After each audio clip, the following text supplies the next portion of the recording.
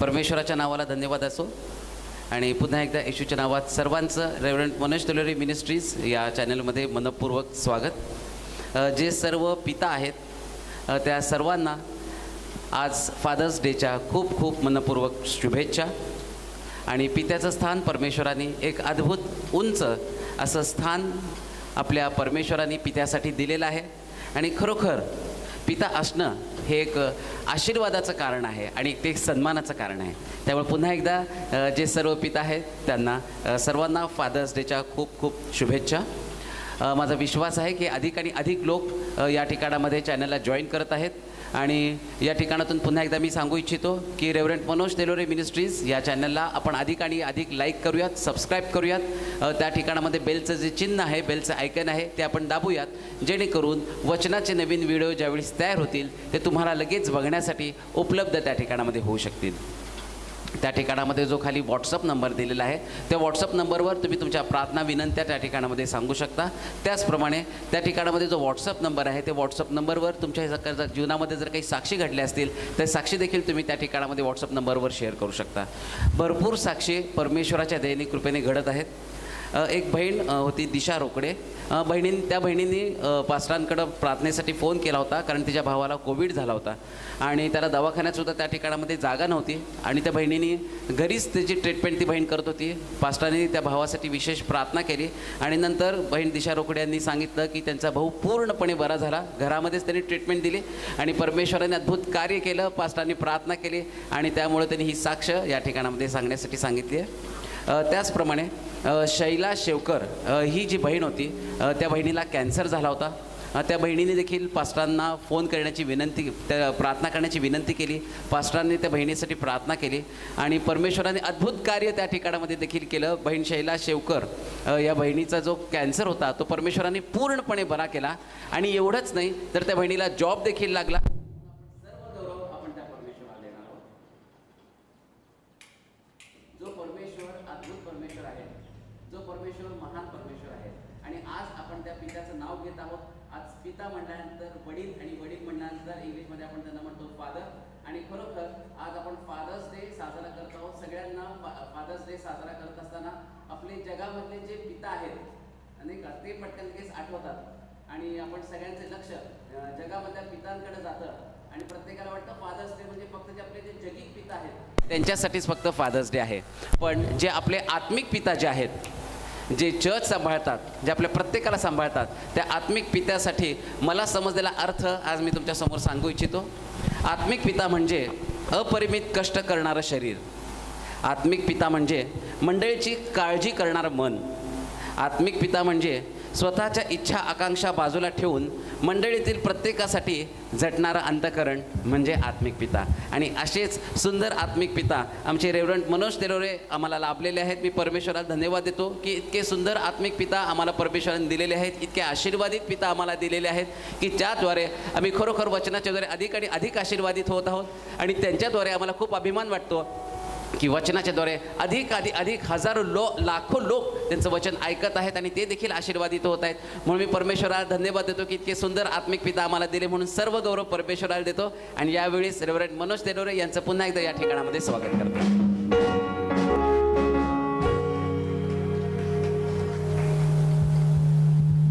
प्रभू येशू ख्रिस्ताच्या नावामध्ये आपल्या सर्वांचं या मिनिस्ट्रीतर्फे स्वागत आहे।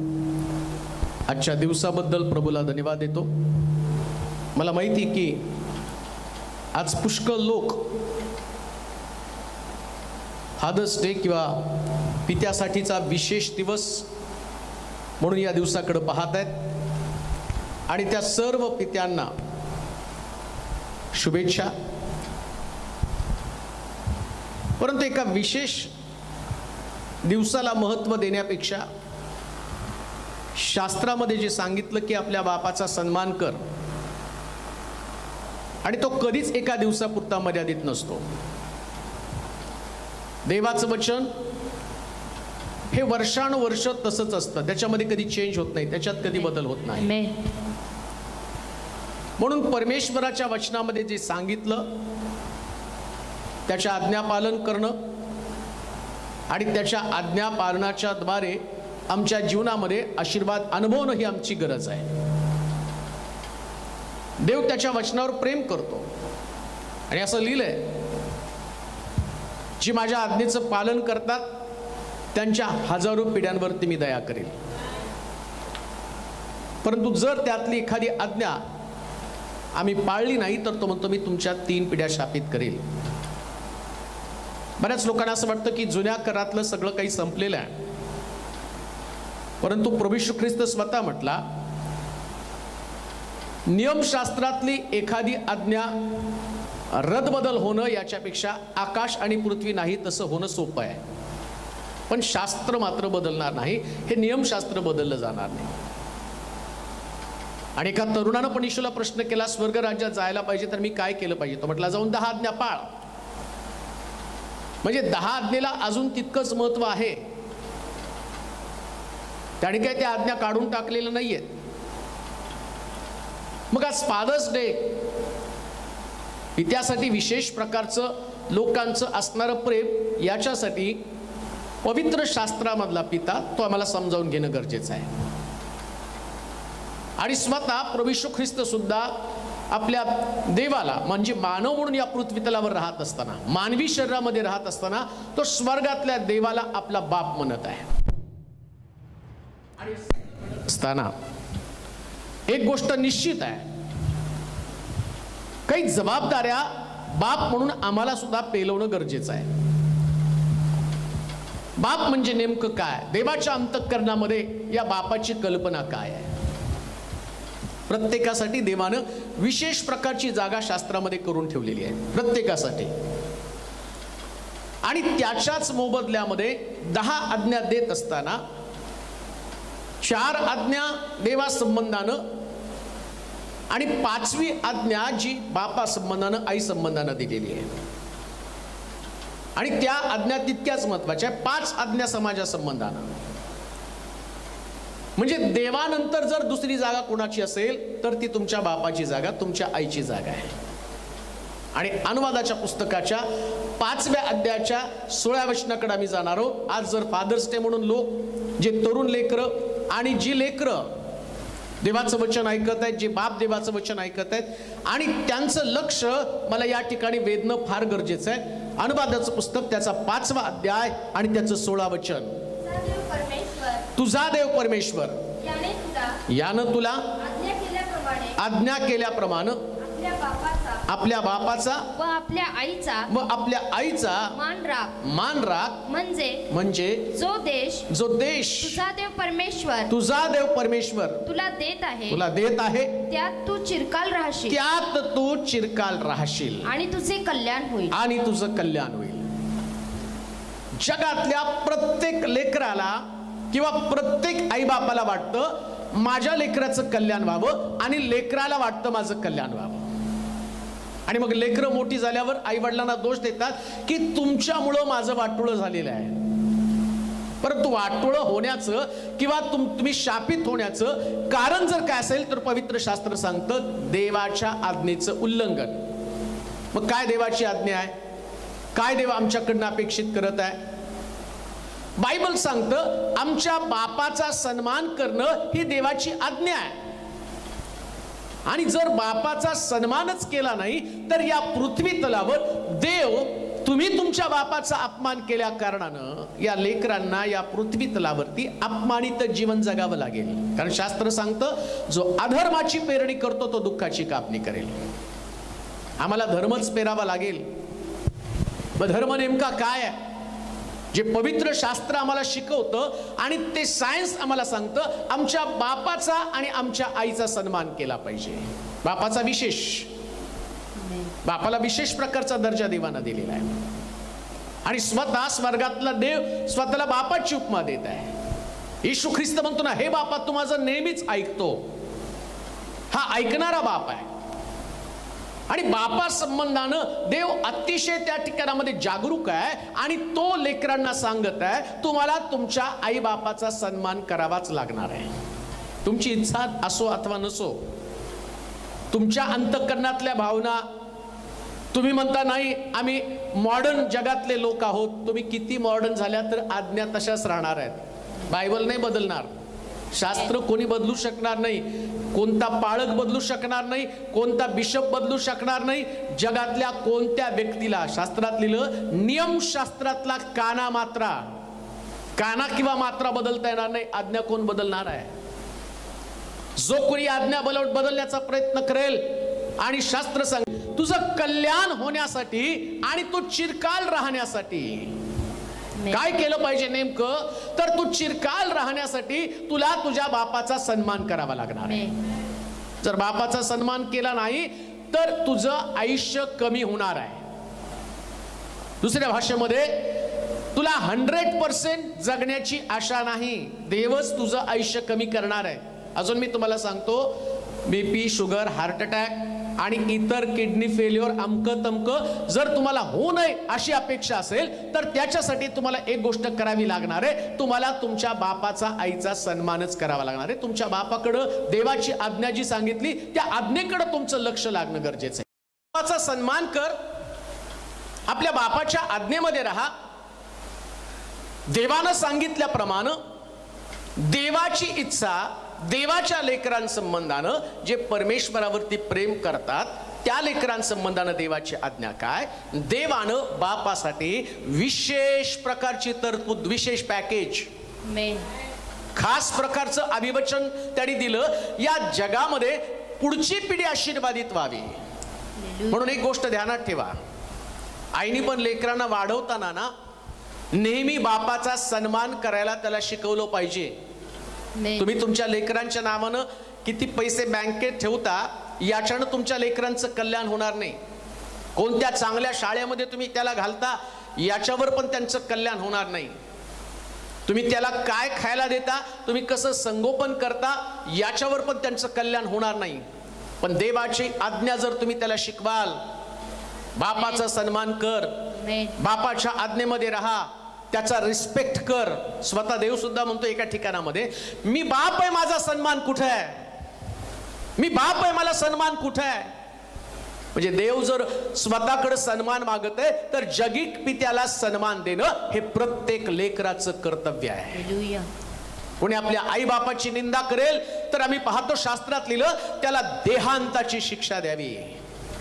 आई बापाची निंदा करणारी, बापाची निंदा करणारी लेकरं ही कधीच देवाच्या नजरेमध्ये, देवाच्या मर्जीमध्ये चांगली लेकरं असू शकत नाहीत. आई बापाला फसवणारी, आई बापाची निंदा करणारी, त्यांच्या विरोधात जाऊन अपशब्द बोलणारी, आपल्या आधुनिकतेचे धडे त्यांना सांगणारे, आम्ही फार ऍडव्हान्स आहोत, आमचं युग अशाच पद्धतीचं आहे. लक्षात घ्या, तुम्ही कोणत्याही युगामध्ये वावरत असला तरी देव तुमच्यापेक्षा ऍडव्हान्स आहे आणि त्याला माहिती आहे. ही लेकरं जर या पृथ्वी तलावर सुरक्षित राहायला पाहिजे तर त्यांची प्रगती व्हावी, त्यांना प्रमोशन मिळावं, त्यांना चांगली घरं असावीत, त्यांच्याकडे शांती असावी, त्यांच्याकडे आरोग्य असावं, त्यांची भरभराट व्हावी, त्यांना आनंद मिळावा. या सगळ्या गोष्टी देवाचं वचन पाळल्याशिवाय तुमच्या जीवनात तुम्ही कधीच अनुभवणार नाही. फार मोठ्या पदावरती तुम्ही असाल, प्रश्न तोच आहे, फार मोठा पगार तुमच्याकडे असेल, तुमचा बाप तुमच्या घरात आहे का तो झाडाखाली कुठंतरी बसलेला आहे, तुमचा बाप तुमच्या घरामध्ये का तो हॉस्पिटलमध्ये एकटा पडलेला आहे, तुमचा बाप वृद्धाश्रमात तर नाही, तुमचा बाप तुम्हाला अडगळ तर वाटत नाही, तुमचा बाप तुम्हाला अडचणीचं कारण तर वाटत नाही, बापाविषयी ईर्ष्या, बापाविषयी द्वेष, बापाविषयी मत्सर, या सगळ्या गोष्टी तुम्ही त्या ठिकाणामध्ये करता. आणि शास्त्र सांगतं जो व्यक्ती, जो मुलगा, जे संतान आपल्या बापाचा सन्मान करू शकत नाही, देव त्याचा कधीच सन्मान करणार नाही, कधीच नाही प्रियानो. आणि एका दिवसापुरता नाही हा मर्यादित. शास्त्रात असं लिहिलं ही देवाची आज्ञा 365 दिवस आम्हाला अंमलात आणावी लागणार आहे. 365 दिवस. एक दिवस पण तुमच्या मुखातनं बापा संबंधानं चुकीचा शब्द निघता कामा नये. मग का देवाने एवढा विशेष प्रकारचा दर्जा दिलेला आहे बापाला? कारण काय हो? लेकरांवर अन्याय करावा आणि बापाला विशेष प्रकारचा दर्जा द्यावा, असं बापामध्ये कोणती क्वालिटी आहे? काय बापामध्ये गुणधर्म आहेत? देवाला माहिती आहे. आदामाला तयार करताना एक पुरुष म्हणून तयार केला आणि आम्ही पाहतो की त्यानंतर त्याला लेकरं झाली आणि ज्यावेळेस संतती आली त्यावेळेस देवाने आज्ञा दिली, संतती नव्हती तोपर्यंत आज्ञा नव्हती, पण संतती आल्यावर देवाला कळालं, देवानं पाहिलं हजारो वर्षानंतर काय असणार आहे. आणि म्हणून म्हटलं शेवटच्या काळात कठीण दिवस येतील. ती मग त्याच्या पत्रामध्ये म्हटलं लेकरं आईबापास न जुमानणारी ठरतील. हे शेवटच्या काळातलं संकट आहे. जसं माणूस आधुनिक बनेल ना, विचार आधुनिक बनेल, त्यांची मतं तिथे येणार आहेत. त्या आईवडिलांच्या मताला किंमत देणार नाही, त्या आईवडिलांच्या आज्ञेला किंमत देणार नाही, बापाच्या आणि मताची किंमत करणार नाही, दर्जा देणार नाही. हा जोपर्यंत ते कामावरती आहेत, जोपर्यंत ते कमवतात, जोपर्यंत ते लेकरांच्या गरजा भागवतात, तोपर्यंत त्या आणि त्यांच्या मताला किंमत आहे. पण ज्या दिवशी लेकरं शिक्षण घेऊन मोठे होतात ना, तिथं आज्ञेला विचारतो देव, मी तुला आज्ञा सांगितली होती. जसं लहानपणी तुझ्या बापानं सांगितलेलं आणि प्रत्येक काम तुला आवडत होतं, पण आता बाप एखादा शब्द बोलला तर त्या शब्दाबद्दल तुझ्या डोक्यामध्ये राग येतो आणि तुला बापाचा शब्द ऐकल्यानंतर तुला असं वाटतं मी कधी त्याचा अपमान करू, ही भावना तुझ्यामध्ये निर्माण होते. बापाला देवानं विशेष प्रकारची दर्जा देण्याचं कारण काय? मला वाटतं योहानाचं सुवर्तमान 15वा अध्याय त्याचं पहिलं वचन आम्ही वाचणार आहोत. का बापासाठी देवानं एक विशेष प्रकारचा दर्जा दिलेला आहे? देवानं काय अशा प्रकारची गोष्ट बापामध्ये पाहिलेली आहे? का देवानं या बापाला सेक्युअर केलं आणि देवाच्या पंक्तीमध्ये किंवा देवा 5 आज्ञा संबंध, 5 आज्ञा समाजा संबंधानं आणि 5 आज्ञा देवा संबंधानं, त्यातल्या 4 आज्ञा देवा संबंधानं, 1 आज्ञा आई वडिलांसाठी त्याने सेक्युअर केली. त्या आज्ञेमध्ये त्याला, देवाच्या आज्ञेमध्ये त्याला ठेवलं. काय कारण आहे? वाचूया योहानाचं सुवर्तमान 15वा अध्याय पहिलं वचन. मीच खरा द्राक्षवेल आहे, मी खरा द्राक्षवेल आहे आणि माझा बाप माळी आहे. माळी आहे. का बापाला दर्जा त्याने दिला? आणि तो म्हटला बापाची आज्ञा पालन केली पाहिजे, कारण बाप माळी आहे. आमेन. झाड वाढवण्यासाठी दिवस रात्र तो मेहनत घेतो, लेकरांना झाडासारखं वाढवतो. कुठं जर झाडामध्ये कीड आली तर तिथं तो फवारणी करतो, शिस्त लावतो. काही फांद्या फळ देत नाही, त्यांना साफसूफ करण्याचं काम करतो. बापाला वाटतं की लेकराचं भविष्य घडावं, माझं लेकरू सर्वोच्च पदावरती चढावं. मग रात्रंदिवस तो काम करतो. त्याच्या अंगावरचे कपडे तो पाहत नाही. जसं लेकरू जन्माला येतं ना, तसं बापाच्या डोक्यामध्ये एकच असतं, माझ्या मुलानं जगातलं सर्वोत्तम लेकरू बनावं. बाकीच्या लेकरांकडे तो पाहिल ना तर माझं लेकरू सगळ्यात भारी दिसलं पाहिजे. त्यानं स्वतःच्या कपड्याची पर्वा कधी केलेली नसती. स्वतःला काय लागतं या गोष्टी पण त्यानं पाहिलेल्या नसतात. प्रभू येशू ख्रिस्त सुद्धा बापाचं कर्तव्य करतो. येशू त्याचा मुलगा असताना सुद्धा त्याला माहिती, जन्माला घातलेली, मी बनवलेली ही पण माझी मुलं आहेत. आणि त्यानं त्या मुलासाठी काय केलं? आपल्या एकुलत्या एक मुलाला वधस्तंभावरती दिलं. का? कारण तो तुमचा आणि माझा बाप आहे. हालेलुया. आम्ही मग प्रार्थना करतो ना, हे आमच्या स्वर्गातील बापा. ज्या दिवशी आम्ही प्रार्थना करतो ना, त्या स्वर्गातल्या बापाला कळतं माझ्या लेकरांची तरतूद मला करावी लागणार आहे, त्यांना वाढवण्यासाठी मला मेहनत घ्यावी लागणार आहे. तो जसा बाप आहे तसा पृथ्वी तलावर ज्यानं तुम्हाला जन्माला घातलं, ज्यानं रक्ताचं पाणी करून तुम्हाला वाढवलं, तो माळी आहे. फळाची अपेक्षा करतो. आम्ही पाहतो ज्या धनी तिथे आला आणि त्या धन्यानं त्या झाडाकडे पाहिलं, त्याला फळ नव्हतं, तर माळी त्याला काय म्हणतो? महाराज एवढं वर्ष असू द्या. बाप पण तेच काम करतो. लेकरं लाथाडतात, किती बंड करतात, वाया जातात, व्यसन करतात, परीक्षेमध्ये नापास होतात, शाळेला बुट्ट्या मारतात, कॉलेज बुडवतात, कधी कधी बापाचा पैसा घेऊन त्याची फसवणूक करतात. पण बापाची अपेक्षा काय असतं? माळ्यासारखं अजून 1 वर्ष मी त्याला चान्स देईल, अजून 1 वर्ष मी त्याला संधी देईल. असे कित्येक बाप आपल्या लेकरांना वर्षानुवर्ष बदलण्यासाठी डोळ्यामध्ये अश्रू देऊन त्यांना जगण्याची संधी देत असतात, त्यांना वाढण्याची संधी देत असतात. त्या गोष्टी विसरता का? बाप लेकरं म्हणून तुम्ही त्या बापाकडे कोणत्या भावनेनं पाहिलं? किती तुम्ही चुका केल्या, किती वेळा तुम्ही भरकटून गेला, किती तुम्ही दोष आणि तुमच्यामध्ये असताना सुद्धा तुमच्या बापानं कर्तव्य पार पाडलं, त्याने तुम्हाला मारलं नाही. परंतु बऱ्याच वेळा लेकरं मोठी झाल्यावर ते वाट पाहतात की माझा बाप कधी मरेल, माझी आई कधी मरेल. ही वास्तविकता आहे, ही वास्तविकता आहे. आणि काही लेकरं त्यांना त्यांच्या आई वडिलांना सांभाळता येत नाही, ते अनाथाश्रम मध्ये टाकून देतात. ही वास्तविकता आहे. आणि ते ख्रिस्ती आहेत. जर तुम्ही ख्रिस्ती आहात तर देवाचं वचन तुमच्यामध्ये कुठं आहे? मी खरा द्राक्षवेल, माझा बाप माळी आहे. या माळ्यानं दिवस रात्र तुमच्यासाठी मेहनत घेतलेली आहे. त्याला स्वतःचं आयुष्य नव्हतं. ज्या दिवशी तो बाप झाला ना, त्या दिवशी त्यानं स्वतःसाठी जगणं विसरून गेला. तो बाप नसताना एक तरुण जोडपं असताना ते स्वतःसाठी भरपूर जगले. त्यांनी स्वतःची कपड्याची स्टाईल केली, त्यांची खाण्यापिण्याची पद्धत वेगळी होती. पण जसं ते लेकरू जन्माला आलं ना, त्यांचं जीवनच ते लेकरू बनवून गेलेलं आहे. तसं देवाचं सुद्धा आम्ही त्याला बाप म्हणतो ना, हे बापा म्हणतो ना, त्या परमेश्वराचं सुद्धा जग काय बनलं तर फक्त ही मानवजात, हे मनुष्य जात त्याचं जग बनलेलं आहे. दिवस रात्र त्यांच्यासाठी कष्ट करत आहे, दिवस रात्र त्यांच्या गरजांची पूर्तता करत आहे, दिवस रात्र त्यांनी वाढावं याच्यासाठी तो मेहनत घेत आहे. एकसारखं त्याचं लक्ष त्या लेकरांकडे लागलेलं आहे. आणि ती लेकरं चुकतात, आम्ही पाप करतो, आम्ही भरकटून जातो, आम्ही बंड करतो, तरी सुद्धा तो बाप एकच अपेक्षा करतो, एवढं वर्ष जाऊ द्या, एवढं वर्ष जाऊ द्या. आणि अनेक वर्ष स्वर्गातल्या बापानं आम्हाला संधी दिली. तसं जगातल्या बापा संबंधानं सांगितलं, आमच्या बापानं, अहो आम्ही तरी कधी कधी रागावतो, आम्हाला घरातली परिस्थिती आवडत नाही, कधी कधी आम्हाला मोठं झाल्यावर चांगली नोकरी लागली, लग्न झालं, मग आमचं कुटुंब असतं, आमच्या बापाचं पटलं नाही तर आम्ही घर सोडून निघून गेलो. केव्हा? ज्यावेळेस आम्ही स्वतःच्या पायावर उभं राहिलो. पण तुम्हाला वाढवताना तुमचे कितीतरी मतं तुमच्या बापाला पटत नसतात, पण बाप नाही म्हणत कधी या लेकरापासून मी निघून जातो, हे लेकरू मला आवडत नाही. तो बाप न आवडत्या लेकराला सुद्धा वाढवत असतो माळ्यासारखं. म्हणून देव म्हटला, म्हणून परमेश्वरानं आज्ञा दिली, काय? जर तुला दीर्घायुष्य व्हायचं असेल, तुझं कल्याण व्हायचं असेल, तर तुझ्या बापाचा तुला सन्मान करावा लागणार आहे. खरी ख्रिस्तत्व काय आहे? चर्चला जाणं हे ख्रिस्तीत्व नाही. बऱ्याच वेळा ती लेकरं आईबाप एका चर्चमध्ये असतात, परंतु तो मुलगा जिकडं बाप बसलाय त्याच्या अपोजिट खुर्चीला किंवा त्याच्या माग 5-6 रांगेवरती बसलेला असतो. का? तर त्याला त्याच्या बापाचं तोंड बघायचं नसतं. आणि तुझ्या बापानं जर लहानपणीच तसं ठरवलं असतं ना, तर रस्त्यावरती कुठंतरी भीक मागत तू बसला असता. तुझं करिअर कधी घडलं नसतं. आज ज्या पदावरती तू आहे ना, या पदावरती तुला पोहोचवण्यासाठी झाडाला त्यानं मजबूत केले, त्याला खत पाणी घातलं, त्याला वाढवण्यासाठी त्यानं मेहनत घेतलेली आहे. त्यानं स्वतःची काळजी केली नाही, उन्हात तुला वाढवलेलं आहे, रात्रंदिवस त्यानं काबड कष्ट केलेलं आहे. आणि या कष्टाचा परिणाम तू बापानं माळ्याचं काम केलं, आणि त्याची लेकरं नेहमी वाढावीत, त्याची लेकरं मोठी व्हावीत याच्यासाठी त्यानं मेहनत घेतलेली आहे. आणि म्हणून त्यांना कीड लागू नये म्हणून त्यांना मेहनत घेतलेली आहे.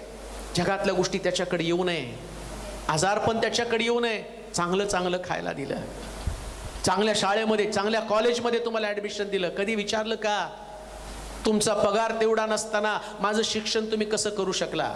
कधी विचारलं का? कधी जाऊन डोकावलं का? कधी जाणून घेतलं का त्याने किती कर्ज काढलं होतं? कधी जाणून घेतलं का ऐपत नसताना त्याने तुम्हाला चांगलं राहणीमान, चांगल्या दर्जाचं राहणीमान दिलंय? कुठून दिलं? तुम्ही चालत फिरू नये, तुमच्याकडे सायकल असू नये, बाकीच्या मुलं गाडीवर फिरतात, माझ्या मुलाकडे पण गाडी असली पाहिजे म्हणून बापाने काय मेहनत केली याचा कधी तुम्ही विचार केला नाही. आणि अतिशय सहजपणे एखादी गोष्ट मिळाली नाही तर तुम्ही झटक्यासरशी तुमच्या बापाचा अपमान करता. इकडं देवाला राग येतो आणि तो म्हणतो तुला दीर्घायुष्य मी देणार नाही. का? कारण तू तुझ्या बापाचा सन्मान केला नाही. का सन्मान करावा? कारण तो माळी आहे. तुम्हाला वाढवताना जे घाम त्यानं गाळलेले आहे, जे कष्ट त्यानं केलेले आहे, जे ऊन डोक्यावरती घेतलं, पाऊस डोक्यावरती घेतला, तो कधी म्हटलं नाही मला थंडी वाजते, तो कधी म्हटलं नाही माझ्या डोक्याला ऊन लागलं. तो कामासाठी पळत होता. त्याला माहितीये एक दिवस जर मी घरी राहिलो तर माझ्या मुलाचं भविष्य आणि घडणार नाही. त्याला दिवस रात्र आणि तो काम करत आहे, पळत आहे. जेव्हापासून तुझा जन्म झाला तेव्हापासून तुझ्या बापानं विसावा घेतला नाही. ज्यावेळेस तो आजारी असतो गोळी खाऊन कामावरती जातो, कारण त्याला माहितीये माझा पगार माझ्या लेकराचं भविष्य घडणार आहे, माझ्या पगारामध्ये माझ्या लेकराला चांगलं जीवन मिळणार आहे. येशू म्हणतो मी खरा द्राक्षवेल, माझा बाप माळी आहे. देवाचे प्रिय लोक हो, लेकरांनो ऐका, तुमचा बाप पण तुमचा माळी आहे. त्यानं आतापर्यंत तुम्हाला वाढवलं. तुम्ही जे वाढला ना याचं कारण तुमच्या बापानं तुम्हाला वाढवलं, तुम्हाला तुमच्या बुद्धीनं नाही वाढवलं. अहो असे किती बुद्धिमान लेकर आहेत. आम्ही पाहतो परवाच एक मुलगी 75% 10वीला पास झाली आणि मग तिला ऑनलाईन तिचं कॉलेज चालू आहे तर तिच्याकडे मोबाईल नव्हता. तर त्या मुलीनं 11वी 75% मार्कानं पास 10वी झालेली मुलगी, पण तिने सुसाईड केलं. तुमच्या हातात मोबाईल आहे, तुमच्याकडे बाईक आहे, तुम्हाला राहायला चांगलं घर आहे, तुमच्याकडे चांगले कपडे आहेत आणि तिच्या मुलीच्या आई वडील शेतीमध्ये काम करणारे साधे मजूर होते. ते म्हटले आम्ही घेऊनच देणार होतो पण पैशाची तजवीज करत होतो. पण किती झटक्यासरशी तिने तिचं जीवन संपवलं. पण तुमचं जीवन संपलं नाही. एक मोबाईल खराब झाला, तुमचा बाप ज्याच्याकडे अँड्रॉइड मोबाईल नाही, साधा मोबाईल आहे, पण तुमच्याकडे भारी मोबाईल आहे, मग काय तुम्हालाच लागतो? तुमच्या बापाला भावना नाही, त्याला कुठल्या प्रकारचं मत नाही, त्याला इच्छा नाही येत का? पण तुमचा बाप तुम्हाला वाढवतो, मोठं करतो. त्याला माहिती मोठं होण्यासाठी माझं लेकरू जगामध्ये जातं ना, तर त्याच्याकडे चांगलं असलं पाहिजे. मग त्याच्या भावना त्यानं मारल्या. अहो, तुम्ही हातामध्ये मोबाईल घेऊन तुमच्या बापाच्या इच्छेला तिलांजली देता, तुमच्या बापाला तुम्ही उद्ध्वस्त करत असता. तुमच्या बापानं शिक्षणासाठी तुम्हाला ते दिलेले का? तर तुम्ही वाढावं. तो माळी आहे. पण आज प्रश्न तोच आहे, वाढण्यासाठी तुमच्या बापानं दिलेला मोबाईल तुम्ही कशासाठी वापरत आहात? काय त्याचा उपयोग करत आहात? मग येशू इथं देव म्हणतो, आज्ञा देताना मोशेला तो सांगतो, ज्या 4 आज्ञा माझ्या संबंधाने आहेत, माझ्याच वर्गवारीमध्ये जाऊन या असणाऱ्या लेकराला बापाला पण बसव. का? कारण तो आणि मी दोघं एकच काम करत आहे. जसा मी माळी आहे ना, तसा हा बाप पण त्यांचा माळी आहे. हा कष्ट करतो, हा मेहनत घेतो, त्यास हे झाड वाढतं. तुम्ही जे वाढला ना, कान देऊ नाही का? आज जे तुम्ही माझं वचन, देवाचं वचन ऐकतात आणि पितृदिनाच्या दिवशी, फादर्स डेच्या दिवशी तुमच्या पदावरती तुम्ही आहात, याचं कारण तुम्ही शिक्षण घेतलं म्हणून नाही, तुमच्या बापानं तुम्हाला लायक बनवलं, तुमच्या बापानं तुम्हाला त्या पदावरती नेलेलं आहे. कृतज्ञ असू नका, आपल्या बापाविषयी कृतज्ञता व्यक्त करा. कधी जाऊन म्हटलं का, बाबा मी तुमच्यामुळं आहे, बाबा मी तुमच्यामुळं, डॅडी मी तुमच्यामुळे या पदावरती आहे, आज माझ्याकडे हा मोठा पगार आहे ना, डॅडी मी योग्यतेचा नव्हतो, पण तुम्ही दिवस रात्र अश्रू गाळले, परंतु आज या सगळ्या परिस्थितीमध्ये कित्येक वेळा आम्ही पाहतो त्या बापाची अवस्था, तो रडत आहे, तो कष्ट भोगत आहे, तो आणि सगळ्या प्रकारच्या प्रश्नामध्ये आहे. आता त्याचं आजारपण, आता त्याचं काबाड कष्ट, त्याला औषध पाहिजे असेल तर लेकरांच्या अंतःकरणामध्ये तुच्छता आणि खुणा असते. बापानं कदाचित कधी चांगलं खाण्यासाठी मागितलं तरी आम्ही म्हणतो म्हातारपणामध्ये आता त्यांच्या जिभेचे चोचले पूर्ण करायचे का? अरे तू लहान असताना तुझ्या तोंडातनं शब्द निघाला तर तुझा बाप ती वस्तू तुझ्याकडे आणून देत होता, कारण तो म्हणत होता माझ्या मुलाला ती हवी आहे. मग त्यानं पुष्कळ ठिकाणी भीक मागितली, पुष्कळ लोकांकडे त्याने हात उसने पैसे मागितले, त्या पैशासाठी लोकांनी त्यांचा अपमान केला, त्या पैशासाठी लोकांनी त्याला बोलले, पण बापाला कधी अपमान वाटला नाही, कारण त्याला माहिती होतं माझं लेकरू आणि मी त्याचा माळी आहे आणि त्याला वाढवायचंय, मला त्याला वाढवायचंय. देवाचे प्रिय लोक, ही गोष्ट तुमच्या लक्षात येत नाही का? जर तुम्हाला दीर्घायुष्य व्हायचंय, या पृथ्वी तलावर जर तुम्हाला टिकून राहायचं, तर पवित्र शास्त्र सांगतं तुम्हाला बापाची आज्ञा पाळावी लागेल. का देवानं त्या आज्ञेमध्ये त्याला बसवलं? 4 आज्ञा, 5वी आज्ञा बापा संबंधानं. त्याचं कारण आहे मार्काचं शुभवर्तमान आणि त्याचा 14वा अध्याय आणि त्याचं 36 वचन. मार्काचं शुभवर्तमान, त्याचं 14वा अध्याय आणि त्याचं 36 वचन.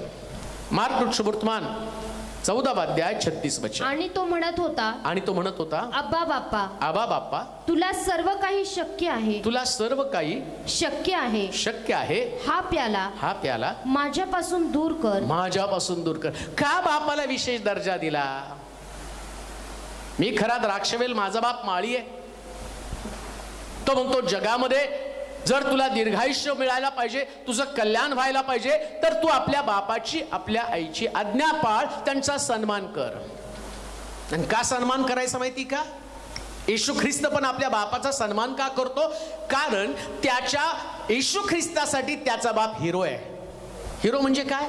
सगळं काही करू शकतो, फायटिंग करू शकतो, या बिल्डिंगवरून त्या बिल्डिंगवर उडी मारू शकतो, अग्नीतनं जाऊ शकतो आणि समुद्रामध्ये उडी मारून त्याचा मुलाला बाहेर काढू शकतो. पिक्चर मध्ये दाखवतात तो हिरो. येशू ख्रिस्त सुद्धा वधस्तंभी जाण्यापूर्वी हातामध्ये प्याला घेऊन काय म्हणतो माहिती का? ते त्याने शिक्षण दिलं तुम्हाला. मला काय शिक्षण? तुला सर्व काही शक्य आहे. आणि पिता ते करून दाखवतो. कोणतीच गोष्ट अशक्य, एक शब्द टाकून बघा तुम्ही तुमच्या बापाला, हा विलंब लागेल पण तुमचा बाप ती वस्तू तुम्हाला देणार म्हणजे देणार, कारण तो सुपर हिरो आहे. अहो, त्या चित्रपटातले हिरो जे तुमच्या उपयोगाला येत नाही त्याला तुम्ही हिरो बनवता, पण खरा हिरो तर तुमचा बाप आहे. तुमचा बाप तुमच्यासाठी खरा हिरो आहे. त्यानं तुम्हाला घडवलं, कधी तुम्हाला संकटामध्ये पडू दिलं नाही, आणि तुम्ही संकटामध्ये पडला ना याची दौंडी पण कुठं जगामध्ये त्यांनी छुटवली नाहीये. कोणाला जाऊन सांगितलं नाही माझ्या मुलाला मी कसं त्या व्यसनातनं बाहेर काढलं, कधी जाऊन सांगितलं नाही माझा मुलगा किती वाया गेला होता आणि त्याच्यासाठी मी किती मेहनत घेतलेली, आणि तो तुम्हाला कधी जाणीव पण करून देणार नाही. आतल्यात फक्त कुडत असतो. ज्या मुलं चुकीच्या मार्गावरती जातात ना, त्याचा बाप रात्रंदिवस एका कोपऱ्यामध्ये रडत असतो, कारण बापाला रडण्याची परवानगी पण नाही हो, दुःख व्यक्त करण्याची पण परवानगी नाही. खरा तो सुपर हिरो आहे. येशू सुद्धा म्हणतो, माझा हे बापा, तू सर्व काही करू शकतो. आणि बापाला पण माझं एक सांगणं आहे, तुम्ही तुमच्या लेकरांसाठी सुपर हिरो आहात, मग तुमच्या लेकरांसमोर पण तुम्हाला आदर्श सेटअप करावा लागेल. आता बापाचं पण ते कर्तव्य आहे. जर बाप सिगारेट ओढत असेल ना, तर मुलासाठी तो हिरो आहे. आणि मुलं नेहमी हिरोला कॉपी करतात. हिरोची हेअरस्टाईल, हिरो कसं वागतो ना तसं तो बाप त्यांच्यासाठी हिरो आहे. बाप लबाड बोलेल, लेकरं लबाडीच करणार आहे. बाप फसवेल, लेकरं पण फसवणार आहे. बाप जर व्यसन करेल, लेकरं पण व्यसन निघणार आहे, कारण त्यांच्यासाठी बाप हिरो आहे. म्हणून ज्या दिवशी बाप बनतो ना, त्या दिवशी तो एक जबाबदार व्यक्ती बनणं गरजेचं आहे देवाच्या वचनामध्ये. अजून मी तुम्हाला सांगेन, तुमच्या लेकरांना तुम्ही सर्व काही करू शकता हे पटवून द्या. लेकर शाळेत पण पहा, त्या मुलांचं भांडण चालतं, त्याच म्हणतो मी जाऊन माझ्या पप्पाला घेऊन येतो आणि मग तुला दाखवतो, कारण त्याला माहिती आहे माझा बाप घरात सगळ्याला मारतो आणि त्याच्यामुळं माझ्या बापाकडे खूप ताकद आहे. येशूनं पण आपल्या बापाकडे पाहिलं, हा प्याला टळवण्याची ताकद माझ्या बापाकडे आहे. पण प्रार्थना करताना काय म्हणतो, माझ्या इच्छेप्रमाणे नको तर तुझ्या इच्छेप्रमाणे. बाप सुपर हिरो आहे, परंतु काही गोष्टी तुमचा बाप तुम्हाला सगळं देतो, पण काही गोष्टी बापाच्या इच्छेवर पण सोपवा ना. मला माझा बाप देऊ शकतो, हट्ट करू नका लेकरांनो. कधी कधी ती लेकरं मोठी होतात, त्याच्या बापाला कळतं या मुलाचं या मुलीचं त्याच्याबरोबर भलं होणार नाही, पण लेकरांचा हट्ट असा असतो, मला ते हवंय. कुठे येशू सारखे लेकरं बाप देऊ शकतो. बापाला माहितीये याच्यात तिचं कल्याण नाही, याच्यात त्याचं कल्याण नाही, मग त्यावेळेस तो सांगतो नको, तो त्याला तुमच्यापासून जाऊ द्या. सैतानानं तुम्हाला आज्ञा मोडण्यासाठी तो मोह तुमच्या समोर आणलेला आहे. पण येशू ख्रिस्त जशी प्रार्थना करतो, तुझ्या इच्छेप्रमाणे मला जगायचंय, कधीतरी बापाच्या इच्छेप्रमाणे जगायला शिका. तो तुमचा सुपर हिरो आहे. त्यानं सगळ्या गोष्टी तुम्हाला दिलेल्या आहेत, सगळ्या गोष्टी, मौल्यवान गोष्टी, कुवत नसताना सुद्धा त्यानं गोष्टी दिलेल्या आहेत. शिक्षण घेण्याची आणि तुम्हाला देण्याची तुमची लायकी नव्हती, तुमची पात्रता नव्हती. एवढे पर्सेंटेज तुमच्याकडे असायला पाहिजे ते पर्सेंटेज पण नव्हते, पण तुमच्या बापानं माझा मुलगा पुढे गेलं पाहिजे म्हणून तुमच्या सुपर हिरोनं जास्त पर्सेंटेजवाल्या मुलाला ज्या कॉलेजमध्ये ऍडमिशन सहज मिळालं ना, तिथं तुम्हाला पैसे भरून, तिथं तुम्हाला वशिला लावून, तिथं तुम्हाला जास्तीचं डोनेशन भरून या मुलाला या मुलीला ऍडमिशन दिलं. पण त्या सुपर हिरोच्या बाबतीमध्ये तुम्ही कधीतरी म्हटलं का, माझ्या इच्छेप्रमाणे नको तुझ्या इच्छेप्रमाणे होऊ दे. किती कृतज्ञ लेकर असतात, किती कृतज्ञ असतात. त्या आई बापाच्या इच्छेला कधीच महत्व देत नाही, त्या सुपर हिरोला विलन करून टाकतात, त्यांच्याविषयी अपशब्द बोलतात, त्यांच्याविषयी वाईट बोलतात. का तर त्यांच्यासाठी ती एक छोटीशी गोष्ट ज्याची किंमत नसणार आहे, ज्याचं आणि किंमत तुम्हाला चुकवावी लागणार आहे, ज्याच्यामुळे तुमचं आयुष्य उद्ध्वस्त होऊन जाणार आहे. अशी गोष्ट की ज्याच्यामुळे तुमचं बाप रडत आहे. अशी गोष्ट तुम्ही केली की तुमचा सुपर हिरो आता तो हिरो राहिला नाही, तर एक साइड आणि कुठला तरी साइड ऍक्टर म्हणून या जगासमोर त्याला खालीमान घालून जगावं लागतं. याच्यासारखी शोकांतिका नाही. आणि म्हणून बायबल काय सांगतं, जे बापाचा अपमान करतात मी त्याचा कधीच सन्मान करू शकत नाही. तुम्हाला वाटतं देव तुमचा सन्मान करेल? एक दिवस असा येईल, एक दिवस असा येईल तुम्ही सुद्धा तुमच्या लेकरासाठी रडाल. आता जे तुम्ही पेरणी करत आहात ना, तुमच्याकडे आता लेकर नाहीत, पण तुम्ही तुमच्या बापाला जसं रडवलं ते दिवस लांब नाही की तुम्ही तुमच्या लेकरांसाठी रडाल. कारण बायबल सांगतं जे मनुष्य पेरतं तेच उगवतं, वेगळं काही उगवू शकत नाही. आता तुम्हाला तुमच्या लेकरांसाठी जी तुम्ही पेरणी केली आणि तुम्ही तुमच्या बापासाठी जी पेरणी करणार आहात त्याचीच कापणी तुम्ही करणार आहात. तुम्ही तुमच्या बापाच्या इच्छेला महत्व देता. तुम्ही म्हणता की नाही, माझा बाप माझ्यासाठी सुपर हिरो आहे. बापानं सांगितलेला शब्द, बापानं सांगितलेली आज्ञा, बाप बोलतो त्याच गोष्टी मी करणार आहे. एक गोष्ट ध्यानात ठेवा, ज्या रस्त्यानं तुम्ही जाणार आहात ना, तुमचा बाप आधी त्या रस्त्यानं जाऊन आलेला आहे. त्याला माहिती आहे त्या रस्त्यामधले धोके काय आहे. तुम्ही म्हणता नाही आम्ही ॲडव्हान्स आहे, तुम्हाला कळत नाही हल्लीचं जग आणि त्याच्यामध्ये आणि आम्हाला असंच जगावं लागणार आहे. अहो तुमच्या बापाला सगळं माहिती आहे, कारण तुमचा बाप फार अनुभवी आहे. आणि या अनुभवी बापाचा अनुभव घेऊन तुम्ही जर योग्य पद्धतीने त्यांचं मार्गदर्शन घेऊन चालाल ना, ईश म्हणतो हा प्याला मजपासून टळू दे. बापाला सांगतो मला माहिती तू सगळं करू शकतो, पण येशू म्हटला तुझ्या इच्छेप्रमाणे. मग कदाचित तिथं त्याने विचार केला पाहिजे, बापाची इच्छा असली मी वधस्तंभी मारावं, अपमानित जीवन जगावं, माझ्या दाढीचे केस उपटावे, माझ्या मस्तकावरती आणि काट्यांचा मुकुट घालावा, लोकांनी मला ठोसे मारावेत, माझी पाठ रक्तबंबाळ व्हावी.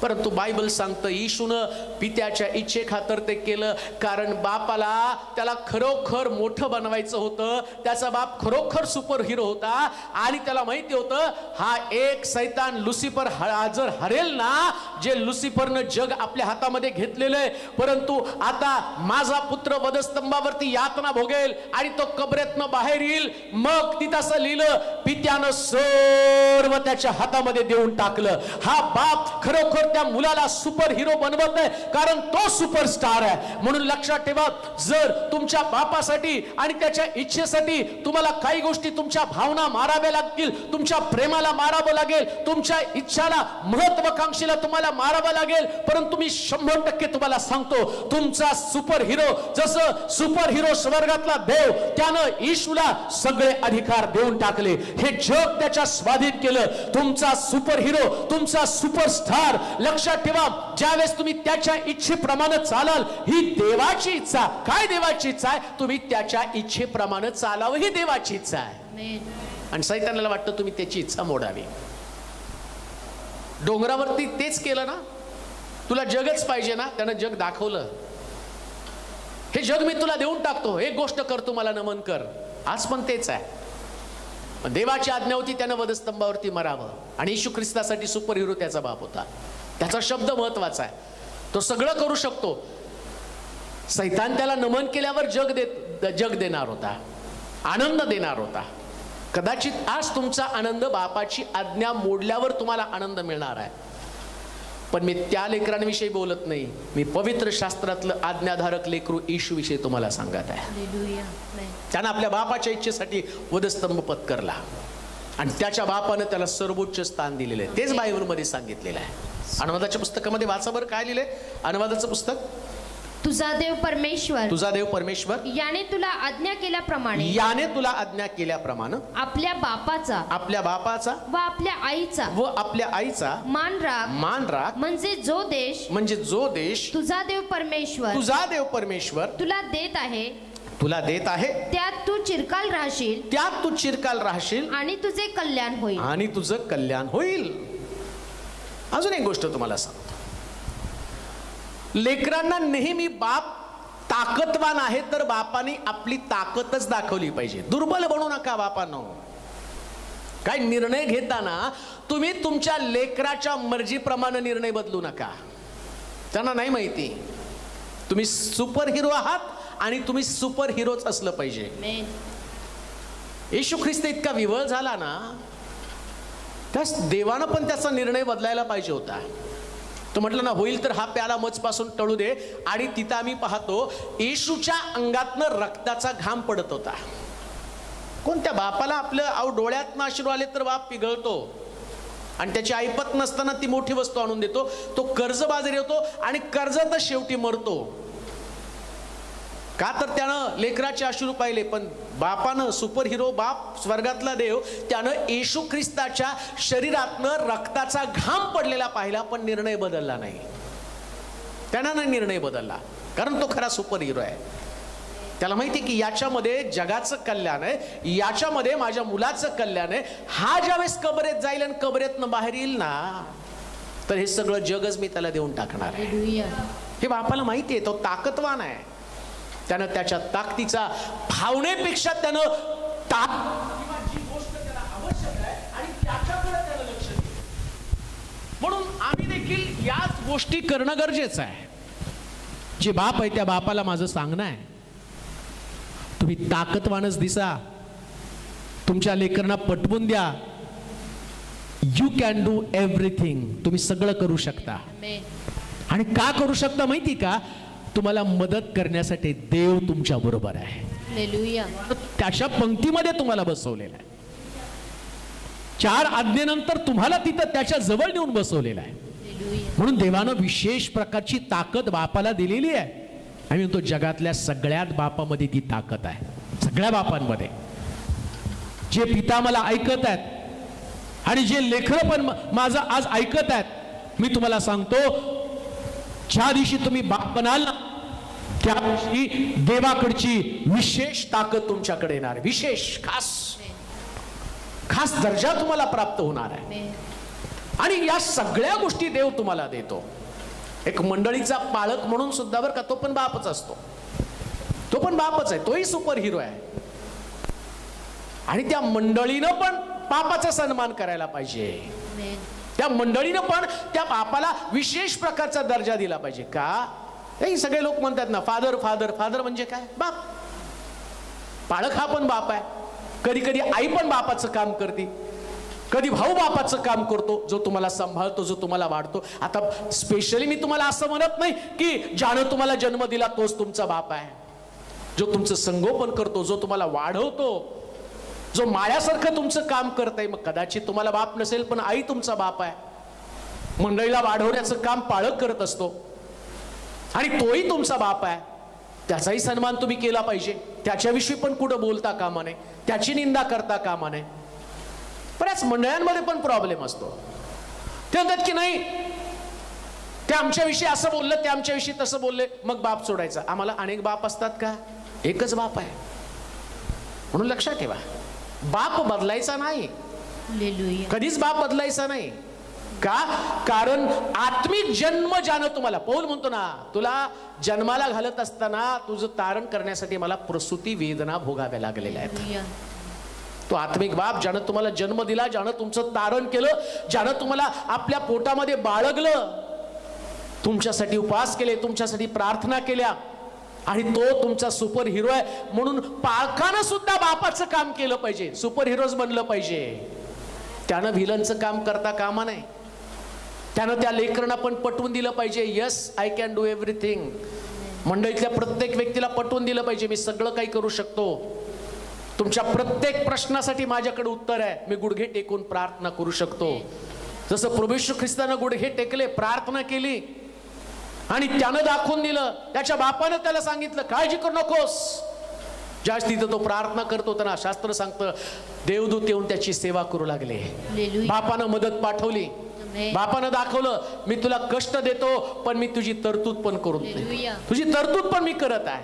तो सुपर हिरो आहे. खरंच तो सुपर हिरो आहे. म्हणून पालकानं सुद्धा मंडळीची सेवा करताना एखाद्या सुपर हिरो सारखी सेवा केली पाहिजे. मंडळीला त्याच्याविषयी प्रचंड आदर असला पाहिजे. कामच त्याचं तसं असलं पाहिजे. त्याचं काम पाहिल्याबरोबर मंडळीने त्याचा रिस्पेक्ट केलाच पाहिजे. मी असं नाही म्हणत नाही की मग तुमचा पालक चांगलं काम करत नाही तर त्याचा अपमान करा. मुळीच नाही, मुळीच नाही. देव तुम्हाला त्याची परमिशन देत नाही कोणत्याही परिस्थितीमध्ये. एक वचन वाचा म्हणजे तुम्हाला समजेल. पहा, बापाला ज्यावेळेस बाप म्हणून आम्ही त्याच्याकडे पाहत असताना उत्पत्तीचं पुस्तक त्याचा 9वा अध्याय 21 पासून 27 पर्यंतची वचनं वाचा. उत्पत्तीचं पुस्तक 9वा अध्याय 21 पासून 27 पर्यंतची वचनं. तो द्राक्षरस पिऊन गुंगला, द्राक्षरस पिऊन गुंगला आणि आपल्या डेऱ्यात उघडा नागडा पडला. तेव्हा कनानाचा बाप हाम याने आपल्या बापाची नग्नावस्था पाहून आपले दोघे भाऊ बाहेर होते त्यास कळवले. तेव्हा शेम व याफेत यांनी वस्त्र घेऊन आपल्या खांद्यावर ठेवले व पाठमोरे होऊन आपल्या बापाची नग्नता झाकली. त्यांची तोंडे पाठमोरी होती म्हणून त्यास आपल्या बापाची नग्नता दिसली नाही. द्राक्षरसाच्या गुंगीतून सावध झाल्यावर आपल्या धाकट्या मुलानं काय केलं ते नोहाला समजलं. तो म्हणाला कनान शापित होईल. तो आपल्या बांधवाच्या दासांचा दास होईल. कधी कधी या बापाच्या चुका, त्याची नग्नता लेकरं जास्त मोठ्या प्रमाणामध्ये प्रगट करतात. आपल्या बापाचा सन्मान कर. जर आपल्या बापाचा सन्मान केला ना तर तुला दीर्घायुष्य मिळेल, तुझं कल्याण होईल. आता इथं आम्ही पाहतो कनान शापित होण्याचं कारण काय? वाचा बरं परत 21 वचन. तो द्राक्षरस पिऊन गुंगला. द्राक्षरस पिऊन गुंगला. कोण गुंगला? नोहा. हा. आणि आपल्या डेऱ्यात उघडा नागडा पडला. तेव्हा कनानाचा बाप हाम याने आपल्या बापाची नग्नावस्था पाहून. हामानं काय केलं? या असणाऱ्या नोहाची नग्नावस्था पाहिली. तो नग्न झाला. पण ज्यावेळेस जगाचा नाश होत होता ना, निज आहे का, त्या शास्त्रात असं लिहिलं अख्ख्या पृथ्वी तलावर फक्त नोहा एकटा नीतिमान होता. आणि एकट्या नोहामुळं त्याच्या सगळ्या परिवाराचा, म्हणजे त्या हामाचा पण बचाव झाला आणि त्याची इतर भावंड जी ज्याच्या संबंधानं सांगितलं शेम आणि याफेत आणि नोहाचं 8 लोकांचा परिवार हा वाचला. कुणामुळं? नोहामुळं वाचला. तुम्ही पण कोणामुळं वाचला माहिती का? तुमच्या बापामुळंच वाचलेला आहात. हे करोना चाललंय जगामध्ये. नोकऱ्या गेलेल्या आहेत, लेकरांना खाण्यासाठी अन्न नाही, शाळेत जाण्यासाठी जागा नाही, घरामध्ये मोबाईलवरची शाळा चाललेली आहे. परंतु या सगळ्याचा पुरवठा कोण करत आहे माहिती का? तुमचा बाप नोहा तुम्हाला पुरवठा करून देत आहे. 120 वर्ष या नोहानं आपल्या लेकरांना घेऊन तारू बांधण्याचं काम केलं. 120 वर्षानंतर जगाचा नाश झाला आणि नोहामुळे त्याचा सगळा परिवार तारवामध्ये आला. आता बापाकडनं एखादी चूक घडणार हो, तो बाप आहे, शेवटी माणूसच आहे तो. आणि घडलं काय माहिती का? नोहा दारू पिला आणि आपल्या डेऱ्यामध्ये तो उघडा पडला. मग आता दोन टाईपची लेकरं तिथं आहे. एक आम्ही पाहतो हाम आला आणि त्यानं याफेत आणि शेमला काय सांगितलं? अरे आपला बाप उघडा पडलेला आहे. त्यानं आपल्या बापाची चुकली, आपल्या बापाच्या चुका बाकीच्या लेकरांना सांगितल्या. पण याफेत आणि शेमने मात्र तसं केलं नाही. त्यांनी काय केलं? पाठमोरे झाले आणि आपल्या बापाची नग्नता त्यांनी झाकली. का? कारण त्यांना ठाऊक आहे याच्या अगोदर कितीतरी आम्ही चुका केल्या पण आमच्या बापानं झाकल्या. वाढवताना तुम्ही चुकलं नाही असं नाही. जन्मलेल्या दिवसापासून तुम्ही आत्ताच्या दिवसापर्यंत तुमच्या चुका आठवा. किती चुका तुम्ही केलेल्या आहेत, किती वेळा तुम्ही चुकला आणि किती वेळा तुम्हाला म्हणलं डॅडी सॉरी, पप्पा सॉरी, बाबा सॉरी, माफ करा. आणि किती वेळा तुमच्या बापानं तुम्हाला माफ केलं. पण आता तुमचा बाप ज्यावेळेस एखादी चूक करता तुम्ही सगळ्या गावभर दौंडी पिटवत सांगता की माझ्या बापानं अमकं केलं, माझ्या बापानं तमकं केलं, माझ्या बापानं तमकं केलं. आणि मग त्याचा परिणाम काय? तिथं सांगितलं नोहा म्हटला कनान शापित. कनान का शापित? काय लिहावाचं बरं? कनान शापित होईल आणि तो आपल्या बांधवांच्या दासांचा दास होईल. दासांचा दास होईल. ज्या दिवशी तुम्ही तुमच्या बापाच्या चुका सगळ्या गावभर सांगत फिरताना, तर देवाचा तुम्हाला सगळ्यात मोठा शाप कोणता? तो म्हणतो सगळ्यांचे तुम्ही दास किंवा गुलाम बनणार आहे. ऑफिसमध्ये गेला तरी तुम्हाला हंजी करावी लागते. मग बरेच लोक म्हणतात बाळक साहेब माझ्या ऑफिसमध्ये मला विजय काय मिळत नाही. प्रश्न तोच आहे, बापाचा सन्मान करतो का? तुझा बाप कुठे आहे? तुझ्या बापाविषयी कोणाकडे तर तू चुकीचं बोललंयस का? तुझ्या बापाची नग्नता उघडी केली का? तुझ्या बापाचे दोष लोकांना सांगत बसलास का? तू कधी सुद्धा आपल्या बापाचे दोष सांगू नका. पुन्हा मी तुम्हाला सांगतो, मंडळी म्हणून तुम्ही राहत असताना पाळक हा पण तुमचा बापच आहे. चुकेल कदाचित, असंख्य चुका होतील त्याच्यामध्ये. मनुष्य म्हणून तो काही 24 तास तसा राहत नाही. दाविदासारखा चुकला, त्यानं खिडकीतनं पाहिलं, तो दावीद माझ्या हृदयासारखा तो सुद्धा चुकला. पेत्रासारखा व्यक्ती चुकला, एलियासारखा व्यक्ती चुकला. तो घाबरला, गुहेमध्ये जाऊन लपून बसला. परंतु देव त्यानं केलेली सेवा त्याची आठवण करतो. मोशे चुकला, मिर्याम आणि अहरोनानं त्याच्या विरुद्ध बंड केलं. देव तुझ्याशीच बोलतो का? पण तरी सुद्धा आम्ही पाहतो ज्यावेळेस मिर्याम आणि अहरोनाने मोशेची चूक लोकांसमोर मांडण्याचा प्रयत्न केला, मोशेला सांगण्याचा प्रयत्न केला, शास्त्र सांगतं त्याचा दंड देवानं तिला दिला. का? बापासाठी देवाकडे विशेष प्रकारचा दर्जा आहे. बी स्पिरिच्युअल, आत्मिक म्हणा. आत्मिक बनणं म्हणजे नुसतं प्रार्थना करणं नाही. आत्मिक बनणं म्हणजे नुसतं चर्चला पण जाणं नाही. आत्मिक बनणं म्हणजे देवाच्या वचनाचं तंतोतंत पालन माझ्या जीवनामध्ये मी करणार. तुमच्या बापाच्या चुका सांगणं याच्यामध्ये धन्यता मानू नका. तुम्ही शापित व्हाल. जसं आम्ही पाहतो नोहा म्हटला तू शापित होईल, तुझा मुलगा शापित होणार आहे. तू बाप म्हणून तुझ्या मुलाला सेक्युअर करायला पाहिजे होतं, जसं वचनामध्ये सांगितलं. जर तू आपल्या बापाचा सन्मान करशील तर तुझं कल्याण होईल, तुझी संततीचं कल्याण होईल. आज पुष्कळ ठिकाणामध्ये आम्ही पाहतो की या बापाची नग्नता किंवा बापाचं पाप सांगत फिरणारी लेकरं आहेत. चुकू द्या तुमच्या बापाला, चुकू द्या तुमच्या बापाला, पण त्याच्याविषयी बोलू नका. जसं आम्ही पाहतो या ठिकाणामध्ये शेम आणि याफेत या दोघांनी आपल्या बापाच्या आणि अंगावरती पांघरून घातलं. तसं तुमचा बाप चुकला ना, कोणतं पांघरून? प्रार्थनेचं पांघरून आहे. देवाजवळ प्रार्थना करा. बोलल्यानं शापित व्हाल, पांघरून घातल्यानं तुम्ही आशीर्वादित व्हाल. पांघरून घाला.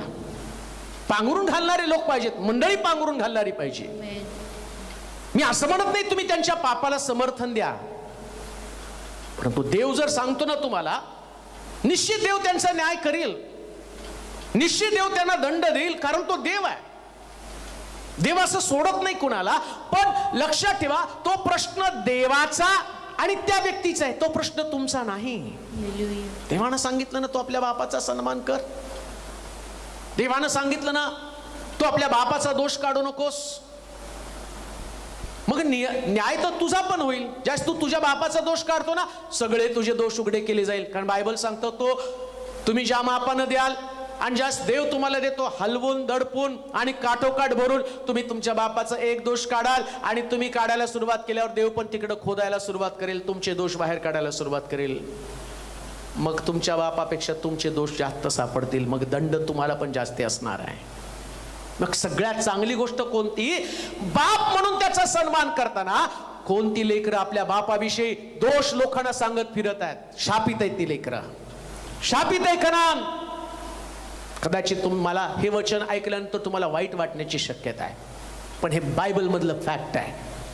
मला उगाच तुमचं कौतुक करावं आणि तुम्हाला कुठंतरी वरवर हे आता बरं वाटावं मी तुम्हाला सांगत नाही. फादर्स डेला एक दिवस वडिलांना कपडे घेणं सोपं आहे. आता आज बघितलं फेसबुक तर सगळीकडे नुसता ऊत आलाय. ज्याने त्याने घेतलंय, कोण बापाचा पाया पडतं, कोण बापाचा हात डोक्यावर ठेवतो आणि त्याच्यानंतर दुसऱ्या दिवशी त्या बापाचं तोंड पण बघत नाही. फादर्स डे फेसबुकवर ठेवण्यासाठी नाही, फादर्स डे आठवण करून देण्यासाठी की तुझ्या बापाच्या बाबतीत तुझी कर्तव्य तू पार पाडली का.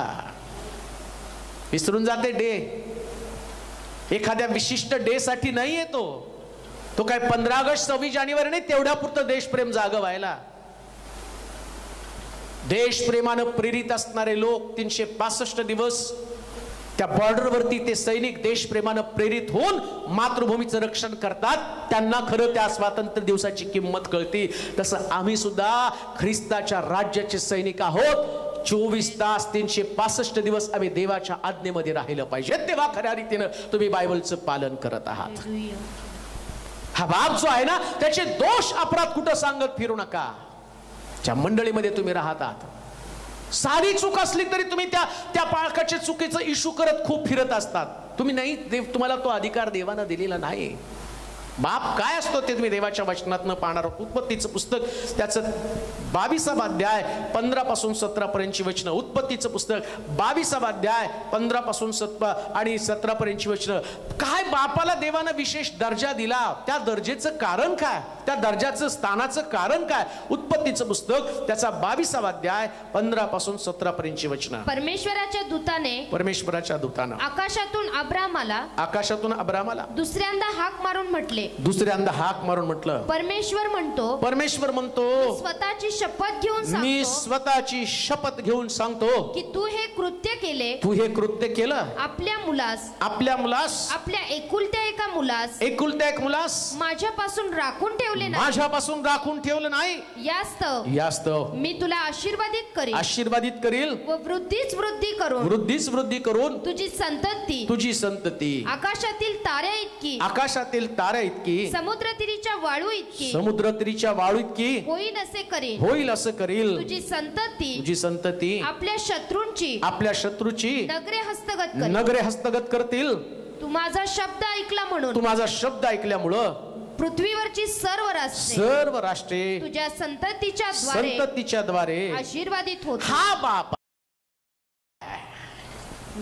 आज जेवढे बाप आहे त्या बापाला तुम्हाला माळ्याप्रमाणे तुमच्या लेकराला वाढवायचे. सुरुवातीला मी वाचलं, मी खरा द्राक्षवेल, माझा बाप माळी आहे. मग माळ्यानं झाड वाढवण्यासाठी प्रयत्न केला पाहिजे. तुम्हालाही तुमच्या लेकरांना वाढवायचंय. कसं वाढवणार आहेत? बेस्ट कॉलेजमध्ये घातल्यावर कसं वाढवणार आहेत? म्हणतो नाही, आता 5 पिढी बसून खाईल एवढी तरतूद करून ठेवली. निघाला दारुड्या, निघाला उधळ्या, सगळ्या घाणेरड्या लोकांवर पैसा उडवला तर काय करणार आहे? आणि एवढं करून नरकात जाणार आहे. अब्रामाला देव सांगतो, मूर्तिकार, मूर्त्या बनवणाऱ्या अब्रामा, मी तुला सांगतो, मी तुझी संतती वाढवेल, तुझी संतती मी वृद्धिंगत करेल, आणि तुझ्या संतती पुढं तुझे शत्रू मार खातील. तुझ्या संतती पुढं तुझे शत्रू टिकणार नाहीत. आकाशातल्या ताऱ्याप्रमाणे तुझ्या संततीला मी वाढवेल. समुद्रातल्या वाळूच्या कणाईत कमी तुझ्या संततीला वाढवेल. पण वाढवणार कसं? कोणती कृती आहे? बापानं लेकरं नेहमी वेदीवरच ठेवली पाहिजेत. हा बाप काय करतो? त्याच्या लेकरांना वेदीवरती ठेवण्याचं काम करत आहे. प्रत्येक बापाचं काम काय? माझी लेकरं प्रार्थनेच्या वेदीवरती आहेत का? माझी लेकरं प्रार्थनेच्या वेदीवरती आहेत का? घरी आल्यावर तुम्ही सकाळी कामावरून गेला, कामाला गेला, घरी आल्यावर तुम्ही पहिला प्रश्न करता बाप म्हणून, आज मुलगा शाळेला गेलता का? आज त्यानं होमवर्क केलता का? किती बाप त्या आईला विचारतात, बाई आज त्यानं प्रार्थना केली होती का?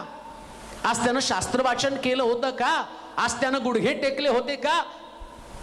तुम्ही वेदीवरती मुलांना कधी ठेवत नाही. मग त्यामुळे तुमची लेकरं वाढत नाही. पण खरा बाप जो आध्यात्मिक आहे, ज्याला देवानं आशीर्वादित केलेला आहे, आणि तो त्याच्या लेकरला शिकवतो की तुला वेदीवरती पडणं गरजेचं आहे. त्यास वेदीवरती लेकरं असतात ना, त्यास ते त्याग करायला शिकतात. लेकरं वेदीवरती नाहीत म्हणून ते त्याग करत नाहीत. आज कुटुंबामध्ये प्रार्थनेच्या वेदीची गरज आहे, आणि प्रत्येक बापानं आपल्या घरात ती वेदी केलीच पाहिजे. तुम्ही नाही म्हणू शकत असं. योबाच्या बाबतीमध्ये त्याच्या संबंधानं या सैतानाला देवानं सांगितलं, त्याच्यासारखा नीतिमान व्यक्ती या पृथ्वी तलावर दुसरा कोणी सापडणार नाही. तोच एक नीतिमान व्यक्ती. कारण काय हो? सकाळी उठून आपल्या लेकरांना प्रार्थनेसाठी तयार करणारा योब होता. रोज सकाळी पहाटे तो उठत होता आणि आपल्या लेकरांच्या संख्येत बलीचं हवन तो करत होता. त्याला माहितीये माझ्या लेकरांना पुढे जाण्याचा मार्ग कोणता आहे? तर ती वेदीच आहे. आज तुमची लेकरं पण वेदीवरूनच पुढे जाणार आहेत प्रियानो. ही वेदी आमच्या लेकरांना पुढे घेऊन जाणार आहे. मोशेला सुद्धा त्याच्या आईनं पेटाऱ्यामध्ये टाकलं, ती पण एक वेदीच आहे. ती वेदीच आहे. 3 दिवस आणि 3 महिन्यानंतर आम्ही पाहतो तिने त्या पेटाऱ्यामध्ये टाकलं 2 महिन्यापर्यंत, आणि त्याला सांभाळलं त्याच्यानंतर तिला आणि वाटलं की आता नको माझ्याकडे, हे जगणं फार मुश्किल आहे. मग तिने काय केलं? पेटारा तयार केला, त्याच्यात टाकलं. वेदीवरती मुलं जगतात. पेटाऱ्यामध्ये मूल जगलं. नुसतं जगलं नाही, फारोचा राजवाडा त्याने गाठला. ही वेदीची ताकद आहे. अजून एक गोष्ट तुम्हाला सांगतो. इसाक आशीर्वादित होण्याचं कारण काय माहिती का? त्यानं बापाची आज्ञा पाळली.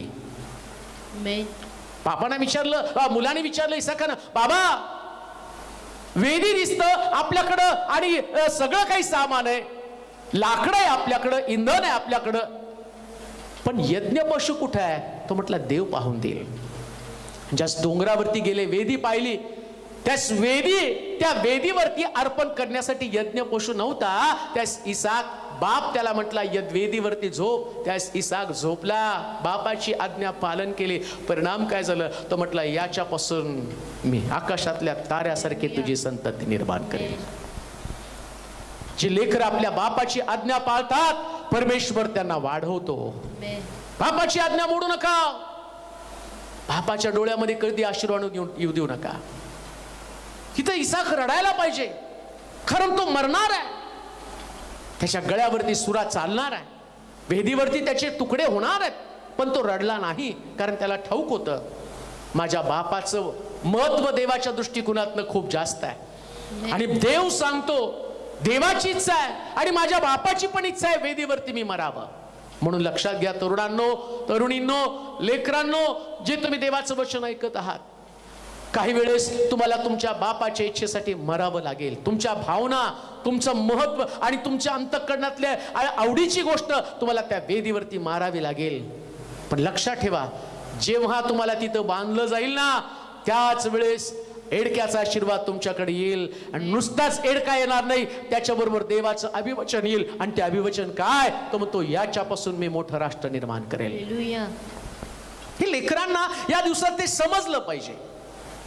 आणि त्यांच्या विचारांना, त्यांच्या भावनेला इतकं महत्व दिलं की देवाचं वचन त्यांच्याकडनं निघून गेलं. लक्षात घ्या, तुमच्या चुका तुम्हाला नाशाकडे घेऊन चाललेले आहे, पण देवाचं वचन तुम्हाला आशीर्वादाकडे घेऊन जातं. आणि ते तुम्हाला पालन करता आलंच पाहिजे. जरा आपल्या इच्छा मारायला शिका. आणि ज्या दिवशी त्या, जसं इसाकानं आपल्या इच्छा मारल्या ना, आणि त्या इच्छा मारल्यामुळे तो आशीर्वादित झाला. अजून एक गोष्ट वाचूया, शास्त्रेचं पुस्तक 11वा अध्याय, शास्त्रेचं पुस्तक 11वा अध्याय आणि त्याचं 34 पासून 36 पर्यंतचं वचन. शास्त्रेचं पुस्तक 11वा अध्याय 34 पासून 36 पर्यंतचं वचन. इप्ताह मिस्पा येथे आपल्या घरी आला.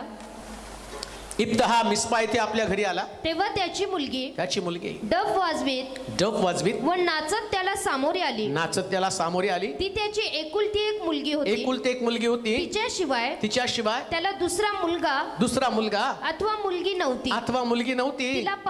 तिला पाहताच आपली वस्त्रे फाडून तो म्हणाला, हाय हाय मुली, तू माझे मन खचविले आहे. तू माझं मन खचवलं आहे. तू माझ्यावर मोठे संकट आणले आहे. परमेश्वराला मी शब्द दिला आहे. आता मला माघार घेता येत नाही. ती त्याला म्हणाली, बाबा परमेश्वराला तुम्ही शब्द दिला आहे. तेव्हा तुमच्या तोंडातून निघालेल्या शब्दाप्रमाणे माझ्या बाबतीत करा. ही तर इप्ताहाची पण एक मुलगी आहे. तिला पण बाप समजला.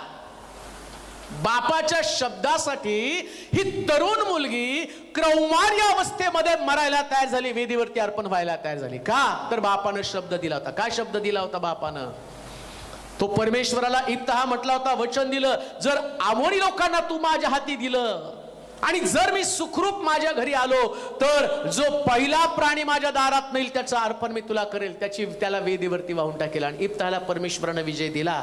अमोनी लोक हरले आणि इप्ताहची कन्या त्या ठिकाणामध्ये आली. आणि तरुण, अतिशय सुकुमार, सुंदर असणारी ती मुलगी. आणि त्या आम्ही पाहतो, इप्ताह तिला पाहून आपली वस्त्र फाडतो. का? कारण त्यानं देवाला शब्द दिला, पहिला प्राणी. आता ती प्राणी नाही, ती मनुष्य आहे. पण इप्ताह शब्दाला जागणारा व्यक्ती होता. त्याला माहितीये, हा जसा मी बाप आहे ना, तसा स्वर्गात पण माझा एक बाप आहे. इथं माझ्या भावना आहेत.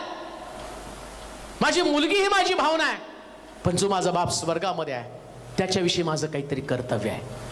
मुलीला पण कळालं, जसा हा माझा बाप आहे आणि माझा बाप त्या बापाच्या शब्दाला जागलेला आहे, त्यामुळं माझ्या बापाचा अपमान होईल. नीट ऐका, माझ्या बापाला देवासमोर खालीमान घालावी लागेल असलं कोणतंच कृत्य मी करणार नाही. मग मला जरी तरुणपणी मरावं लागलं तरी सुद्धा मी माझ्या बापाच्या शब्दाची किंमत करणार आहे. याही प्रकारची लेकर पवित्र शास्त्रामध्ये. तुम्ही कुठल्या प्रकारची लेकर आहात?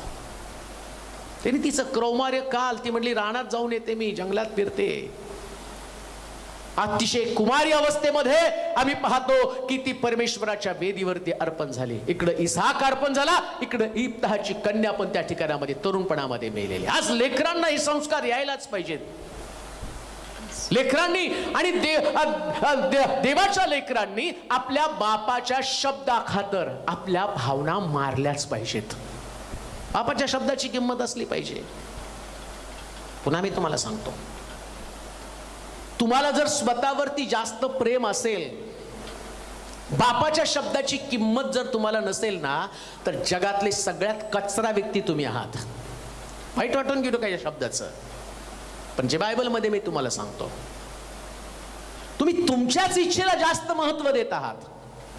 तुमच्या भावना, तुमच्या अपेक्षा आणि समजा जर तुमचं कोणी ऐकलं नाही ना, तर जसं मी पाहतो या हामानं काय केलं, हामानं आपल्या बापाची नग्नता उघडी केली, तशी कित्येक वेळा लेकरं बापाची नग्नता उघडी करत फिरतात. पण इथं मात्र तसं नाही घडलं. हे देवाच्या वचनाचं शिक्षण या इब्ताहाच्या कन्येकडे असल्या कारणानं तिला माहिती होतं देव खूप महत्वाचा आहे. माझ्या बापानं देवाचा शब्द पाळलाच पाहिजे, कारण तो आमच्या जीवनामध्ये फार महत्वाचा आहे. कान देऊ नाही का? तुमचं शिक्षण, तुमची नोकरी, तुमचं पद, तुमचा पैसा, तुमची संपत्ती याच्यापेक्षा सगळ्यात मौल्यवान काय असेल तर हे देवाचं वचन. आणि या वचनात काय सांगितलं? तू आपल्या बापाचा सन्मान कर. बस हे सगळं जाईल बर का, हे सगळं जाणार आहे. आत्ताची तुम्हाला लाख, 1.5 लाख, 2 लाख, 5 लाख रुपयाची नोकरी आहे, रिटायर झाल्यावर या शरीरामध्ये अनेक प्रकारच्या व्याधी असतील ना, त्यास तुम्हाला हा तुमचा पैसा उपयोगी येणार नाही, त्यास फक्त प्रार्थना देवाचं वचनच उपयोगी येणार आहे. मग म्हटलं धार्मिकाच्या तंबूजवळ कोणता व्याधी फिरकत नाही. मग कोण आहे? हे देवाच्या वचनावर प्रेम करणारे धार्मिक लोक आहेत, ज्याच्यामध्ये ह्याच्यात धर्म शिकवलेला आहे, याच्यामध्ये नियम शिकवलेले आहेत. कोण? शास्त्री आणि परुषांनी इतकं धार्मिक झाल्याशिवाय, मग शास्त्री आणि परुष हे वाचत होते, हे पाळत होते, त्यांच्या इतकं झाल्याशिवाय तुम्ही देवाच्या राज्यात नाही जाऊ शकणार. त्याच्या इतकं, त्याच्यापेक्षा अधिकच व्हावं लागेल. असं नाही की तुम्हाला पाप क्षमा मिळाली आणि मग आता तुम्ही सगळं काही माफ झालं, आता तुम्ही आई बापाचं नाही ऐकलं तरी चालेल. मग मला वाटतं तसं. आणि कधी कधी मला त्या आई वडिलांचं वाईट वाटतं, ते पण कॉम्प्रोमाइज करतात. इथं याने कॉम्प्रोमाइज केलं नाही. देवाला बोललो, देवाला शब्द दिला, त्याला ऑप्शन होतं. आता मी तुम्हाला सांगितलं ऑप्शन होतं, जो प्राणी पहिल्यांदा येईल त्याचं मी अर्पण करेल. मग त्याच्याकडे ऑप्शन आहे, ते तर मनुष्य आहे. मग मी दुसरा प्राणी कुणाला तरी बोकड किंवा बकरी किंवा इतर अर्पण करू शकतो. तो काही मनुष्य नव्हता, पण तो शब्द जागणारा होता आणि त्यानं त्या शब्दाच्या बरोबर देव आणि माझी मुलगी याच्यापेक्षा त्यानं शब्दाला किंमत दिली. त्याला माहिती देवाला दिलेला शब्द मुलीला पण माहिती होतं. मुलीनं पण ऑप्शन काढलं असतं, बाबा मी मुलगी आहे, मी प्राणी नाही आहे. पण त्याला आठवलं, जे दारातनं पहिलं येताना दिसेल तो प्राणी मी तुला अर्पण करेल, मग ती मुलगी असो नाही तर प्राणी असो. खरे धार्मिक लोक हेच अशा प्रकारचे असतात. परमेश्वराचा शब्द मानून आम्ही पाहतो मुलगी त्याला सामोरी गेली आणि मुलीनं बापाच्या शब्दा खातर. आज तशी लेकरं आवश्यक आहेत, बापाच्या शब्दाला जुमानणारी लेकरं, बापाच्या शब्दाची किंमत करणारी लेकरं. नका हात लावू मोबाईलला म्हणजे नाहीच हात लावला पाहिजे. साधी गोष्ट आहे हो, मारायचं तर लांब आहे. कधी कधी म्हणतात मोबाईलला हात लावू नका, पण त्याच्यावर सुद्धा बापाचा राग येतो. सकाळी लवकर उठ म्हटलं हा शब्द आहे, एवढा शब्द सुद्धा तुम्ही पाळू शकत नाही. इब्ताहाच्या मुलीनं तर स्वतःचं अर्पण तिथं केलं. इसाकानं वेदीवरती स्वतःचं अर्पण केलं. लेकरांनो, बापाचे शब्द पाळा. परमेश्वराचा शब्द काय, परमेश्वराची आज्ञा काय? जर तुम्ही तुझ्या बापाचा सन्मान करशील तर तुला दीर्घायुष्य देईल आणि मी तुझं कल्याण करेल. बाप ही सन्मानास योग्य व्यक्ती, पण बापाचा सन्मान कसा करायचा? शब्द पाळून बापाचा सन्मान करायचा. मग देव पण म्हणतो मी बाप आहे, माझा सन्मान कुठे आहे, माझ्या आज्ञेचं पालन कुठे आहे? आणि परमेश्वर आम्हाला या दिवसामध्ये अशा प्रकारचे प्रश्न विचारत आहेत. म्हणून मुलांनी आपल्या बापाच्या शब्दाचं पालन करावं. का पालन करावं? कारण त्यांनी तुमच्यासाठी भरपूर त्याग केलेला आहे. तुम्ही ढगातनं नाही पडला. शाळेमध्ये काय तुम्हाला गव्हर्नमेंटनी नाही सांगितलं कुठल्याही शाळेत घाला आणि आम्ही त्यांना फुकट शिक्षण देऊ. तुम्हाला महापालिकेच्या शाळेत घालायला पाहिजे होतं, तिथं फुकट शिक्षण मिळतं. बरं, तिथेही तुम्हाला फुकट नाही मिळालं, आणायचं न्यायची मेहनत आहे. अहो, तुम्हाला जरी तिथं शाळेत खिचडी मिळाली तर त्याच्यात पण किडे असतात. म्हणजे फुकट तुम्हाला काहीच नाही, तिथं बापालाच करावं लागतं, कष्ट करावेच लागतात, तुम्हाला कपडे घ्यावेच लागतात. गव्हर्नमेंट तुम्हाला औषध गोळ्या देत नाही, दिलं तर महापालिकेच्या दवाखान्यात त्यालाही पैसे, आता सरकारी दवाखान्यात पण पैसेच आहे. म्हणजे कोणीतरी तुमच्यासाठी त्याग केलायच ना, कोणीतरी रात्री जागल्यात ना. सरकारनं काही तुम्हाला घरामध्ये काय कमी पडलं, दुखलं का, आणि डोकं दुखतं का, पाय दुखतेत का, आणि बरं वाटतं का, ताप येतो का, याच्यासाठी सरकारनं तुमच्याकडे नाही कोणी नोकर आणि नोकर चाकर पाठवले. जाऊन बघून या मनोजला काय झालंय. तिथं बापालाच बघावं लागतं, बापालाच रात्र जागावी लागते, बापालाच दवाखान्यात न्यावं लागतं, बापालाच आणि त्याला जेवण द्यावं लागतं. खात नसतो ना त्याच बाप बळबळ त्याला चिवचा कावचा घास करून घालत असतो. इतका त्याग असतो त्याच्यामध्ये. आणि आता बाप जास्त म्हातारा होतो ना, 10 वेळा विचारतो खाल्लं का, नाही खाल्लं जाऊ द्या, पडू द्या, भूक लागल्यावर तो खाईल. तुमच्या बापानं कधीच तसं म्हटलेलं नसतं. तो नेहमी म्हणत असतो पोरगं जेवलं का. बायकोला आल्यावर विचारतो जेवला का, नाही जेवला त्याची तब्येत बरी नाही, उठव त्याला. मग बाप त्याला घेऊन जेवायला बसतो. किती लेकरं आहेत, बाप जेवला नाही तर आता त्याला जेवायला घेऊन बसतात. त्याच्या भावना किती सांभाळतात. त्यालाही वाटतं कधीतरी लेकरांनी यावं आणि मला म्हणावं पप्पा माझ्यावर जेवायला बसा. त्यालाही वाटतं, जसं तो म्हटलं बाळा मी तुझ्यासाठी काय घेऊन येऊ, पगार झाला तर आज माझा पगार आहे, मी काय आणू. बाप जाताना जसं मुलाला विचारतो ना, तसं बापाला पण कधीतरी वाटतं मुलाने विचारो पप्पा येताना घरी तुमच्यासाठी काय आणू. कधीच त्या बापाला ते शब्द कधी कानावरती पडत नाही. बसून बसून, आता तो रिटायर झालाय, बसून बसून त्यानं काय केलं ते त्याला आठवतं, आणि मुलगा काय करतो ते त्याला आठवतं ना. त्यास देव या दोन्हींच्या भावनांमधलं युद्ध स्वर्गातला देव पाहतो. मग देवाला या गोष्टीचा किती राग येत असेल. मी तर या वचनामध्ये लिहून ठेवलं, आपल्या बापाचा सन्मान कर. मग तुम्हाला वाटतं का या गोष्टीबद्दल देव तुम्हाला खरंच आशीर्वादित करेल. तुम्हाला वाटतं का देव तुमचा बचाव करेल, तुम्हाला सहजपणे त्यातनं सुटका देईल. मी बाप आहे, माझा सन्मान कुठं. तुमच्या बापाचा सन्मान कुठे आहे, तुमच्या बापाची किंमत कुठे आहे, तुमच्या बापाचा आदर कुठे आहे. इब्ताहाच्या कन्येनं आपलं बलिदान तिथं केलं. आज बलिदान करणाऱ्या लेकरांची गरज आहे. ज्या दिवशी ख्रिस्ती धर्मामध्ये, ख्रिस्ती लोकांमध्ये, विश्वासणाऱ्या लोकांमध्ये बलिदान करणारे लेकर जन्माला येतील ना, त्या दिवशी बायबल पूर्णते जायला सुरुवात होईल. चर्चला जाणारी पुष्कळ लेकर आहेत, बापाचा शब्द मोडणारी त्याच्यापेक्षा जास्त लेकर आहेत. जातात चर्चला, त्यांची धार्मिकता काय, हात वर करायचं, नाचायचं, प्रार्थना करायची, डोळ्यातनं 2 अश्रू गाळायचे, एवढी त्यांची धार्मिकता. त्याला धार्मिकता नाही, त्याला ढोंग म्हटलेलं आहे. मग खरी धार्मिकता काय माहिती का, जे वचनाप्रमाणे आचरण करतात. म्हणून येशू म्हटला कोण माझी आईन कोण माझा भाऊ. हे जे समोर बसलेत ना, जे देवाचं वचन ऐकत आहे, पाळत आहे, तीच माझी आईन तेच माझे भाऊ. देवाला त्याच लेकरांची गरज आहे.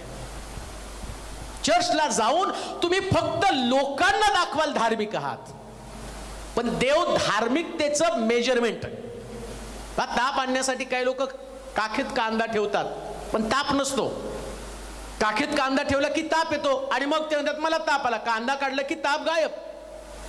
अनेक लोकांचं जीवन त्या कांद्यासारखं तापाचं आहे. चर्चमध्ये आल्यावर त्यांचं टेम्परेचर वाढतं. चर्चमधनं घरी गेला, कांदा काढला की नॉर्मल. पण खरं टेम्परेचर मोजण्यासाठी जे आहे ना, आणि ते तापमापक काय म्हणतात त्याला, थर्मामीटर, ते टाकलं ना मग बरोबर कळतं 2-3 वेळा लावल्यावर. तसं हे थर्मामीटर आहे हो. देव याच्यानंच मोजणार तुम्ही किती धार्मिक आहे. तो नाही म्हणणार चला आज फादर्स डे आहे, मग कोण कोण आपल्या बापाला गिफ्ट घेऊन गेलं, तो लक्ष देणार आहे. यानं गिफ्ट दिलंय 4 लोकांमध्ये, पण हा गेल्यावर बापाचा किती अपमान करतो ना, तिथं तुमचं थर्मामीटर मोजलं जाईल. धन्य ते लेकरं जे वर्षाचे 365 दिवस आपल्या बापाच्या शब्दाला उचलून धरतात. ब्लेसेड आर दे, ते आशीर्वादित आहे, ते धन्य आहेत. म्हणून कान देऊ नाही का, परमेश्वर त्याच्या वचनाला बांधिलंय. इब्ताहानं आपली एकुलती मुलगी आणि परमेश्वराला अर्पण केली, आणि त्यानं आपल्या बापाला प्रसन्न केलं, स्वर्गातल्या देवाला प्रसन्न केलं. तीच गोष्ट मी तुम्हाला सांगत आहे. जर बापाला प्रसन्न करायचंय तर आपलं जे प्रिय, तुम्ही तरुण आहात,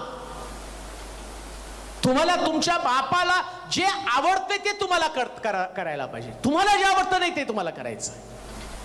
नक्की तुम्हाला भावना आहेत, नक्की तुम्हाला अपेक्षा आहेत, नक्की तुमच्याकडे स्वप्न आहेत, नक्की तुम्हाला तुमच्या मनाप्रमाणे जगण्याचा अधिकार आहे. जसं बायबल सांगतं उपदेशकाच्या पुस्तकामध्ये, हे तरुणा तुझ्या तारुण्यात तुझं अंतःकरण तुला उल्हास देऊ, तुझ्या मर्जीस येईल त्याप्रमाणे वाग, प्रत्येक गोष्टीचा हिशोब मी तुझ्यापासून घेणार आहे. आता तू तुझ्या मर्जीची मालक आहेस, आता तू तुझ्या मर्जीचा मालक आहे. तुझ्या बापाचं ऐकायचं नाही ऐकायचं, या सगळ्या गोष्टी देवानं तुझ्या समोर उघड्या ठेवलेल्या आहेत. पण एक दिवस लक्षात ठेव, ज्या दिवशी तो हिशोब घेईल ना, तो व्याजासकट सगळं तुझ्याकडून वसूल करून घेईल. आणि ज्यास तू म्हातारा होशील किंवा म्हातारी होशील, त्यास तुझ्या बापाशी केलेला व्यवहार परमेश्वर तुझ्याकडून व्याजासकट वसूल करेल, कार तर तो उत्तम न्यायाधीश आहे. म्हणून तर मी पाहतो 1000 एकाला दिले, 2000 एकाला दिले, 5000 एकाला दिले, सगळ्यांचा हिशोब घेतला. त्यास ज्यानं 1000वरती व्यापार केला नाही, पुरून ठेवले ना, तो म्हटला याला उचला आणि रडगाणं, जिथं रडणं आणि दात खाणे तिथं अंधाऱ्या कोठडीमध्ये टाका. पण ज्यानं व्याजासकट त्याला परत दिलं, तो म्हटला याचं काढून याला द्या. म्हणजे देवाला व्याजासकट घ्यायला द्यायला आवडतं. मग तुम्हाला व्याजासकट वसूल करणार नाही का? आता तुम्ही जे जगत आहात, आता जे तुम्ही वर्तन करत आहात ना, तुम्ही पण म्हातारे होणार आहे, तुम्ही पण बाप होणार आहे, आणि मग तुमच्या वाटेला तर दुःख येणार आहे. परंतु आता लक्षात ठेवा, आता मी देवाच्या वचनाप्रमाणे जगेल आणि माझं भविष्य मी सुखकर करेल, मी आशीर्वादित होईल. म्हणून पवित्र शास्त्र सांगतं, तू आपला बाप याचा सन्मान करायला विसरू नकोस. बापाचा सन्मान करणं म्हणजे बापाच्या शब्दासाठी जीवन जगणं. इब्तहाची कन्या आपल्या बापासाठी वेदीवरती अर्पण झाली. तिने आपल्या जीवनाचा विचार केला. देवाचे प्रिय लोक, शास्त्राला बिलगून राहा, जगाला बिलगून राहू नका. जग तुम्हाला हेच सांगणार आहे. तर नाही आम्हाला काय आमचे महत्व आहे का नाही? देवापेक्षा मोठे असेल तर तुम्हाला महत्व आहे. बायबलपेक्षा तुमचं ज्ञान असेल तर मग आम्ही तुम्हाला हे सांगू शकत नाही, कारण तुम्ही याच्यापेक्षा ऍडव्हान्स आहात. जगातलं सगळ्यात ऍडव्हान्स पुस्तक हेच आहे. ह्याच्यात सगळं लिहिलंय बरं का. कम्प्युटर येणार आहे, पुढं काय होणार सगळं. विमान नव्हतं त्यास विमानाचा उल्लेख त्याच्यामध्ये, आता कधी आलं तर ते आपण पाहूया त्याच्यामध्ये. हे सगळ्यात ऍडव्हान्स पुस्तक आहे. मग तुम्ही याच्यापेक्षा ऍडव्हान्स असाल. तुम्हाला जर हे पाळायचंच नाही, मग याच्यापेक्षा ऍडव्हान्स. आणि लक्षात घ्या, याच्यापेक्षा ऍडव्हान्स लोकांना स्वर्गात प्रवेश नाही, ती जागा त्यांच्यासाठी नाही. मग त्याच्यापेक्षा ऍडव्हान्स जागा कोणती? नरक. त्यांना आता माणसाला फक्त बनवायचं आहे सूर्य.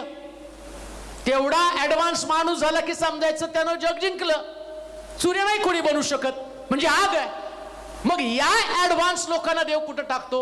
जिथं तुम्हाला खूप ऍडव्हान्स बनायचं ना, जर नरकामध्ये आग नाही, तिथला विजत नाही, तिथला दंश लागल्यावर तडफडा होतो पण मृत्यू येत नाही. कान देऊ नये का? भीती म्हणून मी तुम्हाला सांगत नाही, पण तुमचं जीवन आशीर्वादित व्हावं. देवाची इच्छा आहे आपल्या बापाचा सन्मान करावा.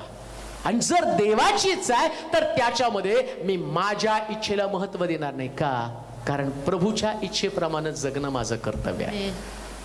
म्हणून या फादर्स डेच्या दिवशी पुन्हा मी तुम्हाला सांगतो, आजचा दिवस हे ऐकून सोडायचं नाही. मी तर म्हणतो हा सेव्ह करून ठेवा मेसेज. जेव्हा केव्हा तुमच्या मनात बापाविषयी द्वेष येईल आणि वाटतं ना मला माझ्या इच्छेप्रमाणे जगायचं, त्यास नेमकं ऐकवा. आणि जी तुमची लेकरं आहेत, या प्रत्येक लेकराला हा मेसेज शेअर करा. याच्यासाठी तुमच्या लेकराचं कल्याण व्हावं. बापांनो, सगळं तुम्ही त्यांना दिलं, शिक्षण दिलं, पैसे दिले, बाईक दिली, मोबाईल दिलं, पण मी तुम्हाला एक चांगला व्यक्ती म्हणून सांगतो, आपल्या लेकरांना हा उपदेश द्या, त्यांच्यापर्यंत जाऊ द्या, त्यांना जाग करा. तुमची लेकरं नरकामध्ये, तुमची लेकरं कष्टामध्ये, तुमची लेकरं आजारपणामध्ये, तुमची लेकरं अपयशी बनू नये. तुमची लेकरं जर सुखी व्हायला पाहिजे तर बापानं सांगितल्या, देवाच्या वचनात सांगितलेल्या बापाच्या संबंधीचे सगळे वचन जर त्यांना समजतील तर तुमची लेकरं त्या मोशेसारखे उच्च पदावरती जातील. तुमची लेकरं दाविदासारखे मोठ्या पदावरती जातील. योसेफ जो आपल्या बापाच्या आज्ञेप्रमाणे जगणारा बापाचा लाडका व्यक्ती, पण तो सुद्धा मोठ्या पदावरती गेला. येशू ख्रिस्त देवाच्या आज्ञेसाठी वधस्तंभावरती गेला आणि देवानं जगातल्या सगळ्यापेक्षा त्याला मोठं केलं. का? कारण त्यानं देवाची बापाची आज्ञा पालन केली. त्यास आमची लेकरं आमच्या आज्ञेचं पालन, बापाच्या आज्ञेचं पालन करतील तर ते वरच्या पदावरती जातील. पण लेकरं जर बापाची आज्ञा तुच्छ मानतील, मला तुम्हाला सांगू द्या, कधीच लेकरं आशीर्वादित होणार नाही. माझी देवाजवळ हीच प्रार्थना असेल, देवा जेवढे लोक तुझं वचन ऐकत आहे अशा सगळ्या लेकरांना आपल्या बापाचा सन्मान करण्यासाठी तू कृपा पुरव. आपण प्रार्थना करूया. सर्व समर्थ देवा, तुझ्या चांगुलपणाबद्दल, तुझ्या दयेबद्दल मी तुझे आभार मानतो. आजच्या दिवसाबद्दल तुझी स्तुती करतो. साऱ्या जगामध्ये आज फादर्स डे निमित्त प्रत्येक जण आजच्या उपदेशाकडे लक्ष लावून आहेत, परंतु हा संदेश एका विशेष दिवसासाठी नाही, तर वर्षाच्या 365 दिवसासाठी हा संदेश आहे. मी या सगळ्या लेकरांसाठी प्रार्थना करतो प्रभूजी, त्यांना आपल्या बापावरती प्रेम करणारा अंतःकरण दे, जसं ख्रिस्तानं देवावरती प्रेम केलं. प्रभू येशू ख्रिस्त जसं आपल्या बापाच्या इच्छेखाली वधस्तंभावरती गेला, इप्ताची कन्या इप्ताहानं दिलेल्या देवाला शब्दाखातर ती अर्पण झाली वेदीवरती. इसाक पण बापासाठी वेदीवरती अर्पण होतो आणि हे सगळे आशीर्वादित होतात. प्रभूजी तशीच लेकरं आशीर्वादित होणार आहे. प्रार्थना करतो, ज्या लेकरांनी आपल्या बापाच्या शब्दाच्या विरोधात बंड केलं, अशा लेकरांना चुटपुट लागू दे आणि आज बिघडलेले नातेसंबंध पुन्हा नीट होऊन जाऊ दे. बापाचं मुलाचं एकमेकाशी असणारे संबंध पुन्हा प्रस्थापित होऊ दे. काही जर बाप घराच्या बाहेर असतील, काही वृद्ध बाप असहाय्य होऊन घरामध्ये एकटे असतील, त्यांची लेकरं जे वचन ऐकतील आज त्यांना चुटपुट लागू दे आणि वचन ऐकल्यावर त्यांच्यामध्ये फार मोठा बदल होऊ दे. वृद्धाश्रमातला बाप घरी यावा असं होऊ दे. एकटा राहणारा बाप परिवारामध्ये राहणारा असं होऊ दे. जी लेकरं या वचनाकडे लक्ष लावत आहे त्यांचं पुनरुज्जीवन कर आणि त्यांना बायबल मधले खरे आशीर्वाद समजू दे. काही लेकरं चुकीचा निर्णय घेण्याच्या वाटेस लागले असतील, पण आज त्यांची विचारसरणी बदलली जाऊ दे. काही लेकरांनी चुकीचे निर्णय घेतले असतील, पण त्यांचे निर्णय बदलले जाऊ दे. कारण तुला तुझ्या दृष्टिकोनातनं बापाची किंमत फार अधिक आहे. सुपर हिरो आहे, माळी आहे तो बाप. आणि म्हणून बापासाठी तुझ्या अंतःकरणातल्या प्रार्थना, तुझ्या अंतःकरणातल्या भावना या सगळ्या पिढीला समजू दे. त्यांचं कल्याण त्याशिवाय होऊ शकत नाही या जाणीवेने त्यांना अस्वस्थ कर प्रभूजी. पुष्कळ लोकांना तुझं वचन टोचलं असेल, मला माफ कर, परंतु योहानासारखं जोपर्यंत शिरच्छेद होईपर्यंत असली वचनं सांगितली जात नाही, तर लोकांची जीवनं पण बदलली जाणार नाही. खूप दिवस लोक त्याच वचनामध्ये अडकून आशीर्वाद आशीर्वाद पापक्षमा याच्यात अडकून पडले, परंतु पापक्षमेनंतर धार्मिक जीवन जगावं याच्याविषयी कोणालाच कशाचं सोयीसुतक नाही. ही समाजाची शोकांतिका आहे. परंतु आता व्यवस्था बदलून टाक, आता परिवर्तन होऊच दे, आता बदल होऊच दे माझ्या देवा. वरपांगी ख्रिस्ती नको आहेत, त्यांना आतून बदलून टाक. एका दिवसापुरतं मर्यादित असणारं अनेक डेज निघालेले आहेत आणि त्यांचं जीवन पण एका डे पुरतं मर्यादित राहतं आणि त्यानंतर सगळी नाती तुटतात. परंतु तू आम्हाला डे नाही तर डेज दिलेले आहेत, असंख्य दिवस दिलेले. 365 दिवस 24 तास आम्ही केवळ तुझ्या आज्ञेमध्ये रममान व्हावं. धन्य तो पुरुष जो दुर्जनांच्या मसलतीने चालत नाही, पापीजनांच्या मार्गात पाऊल घालत नाही, धर्मनिंदकाच्या बैठकीत बसत नाही, तर अहोरात्र परमेश्वराच्या शास्त्राचं मनन करतो. प्रभू तसं तुझं वचनाचं मनन करणारे लोक बनू दे. प्रत्येकाच्या डोळ्यात अश्रू दे, चुकांची जाणीव त्यांना निर्माण होऊ दे आणि पश्चातापी अंतःकरण त्यांना दे. बदलून टाक त्यांचे विचार. तुला गौरव दे, तुझी स्तुती करत तुला सन्मान दे. येशूच्या नावात ही प्रार्थना विनवणी केली म्हणून तो ऐक. आमेन.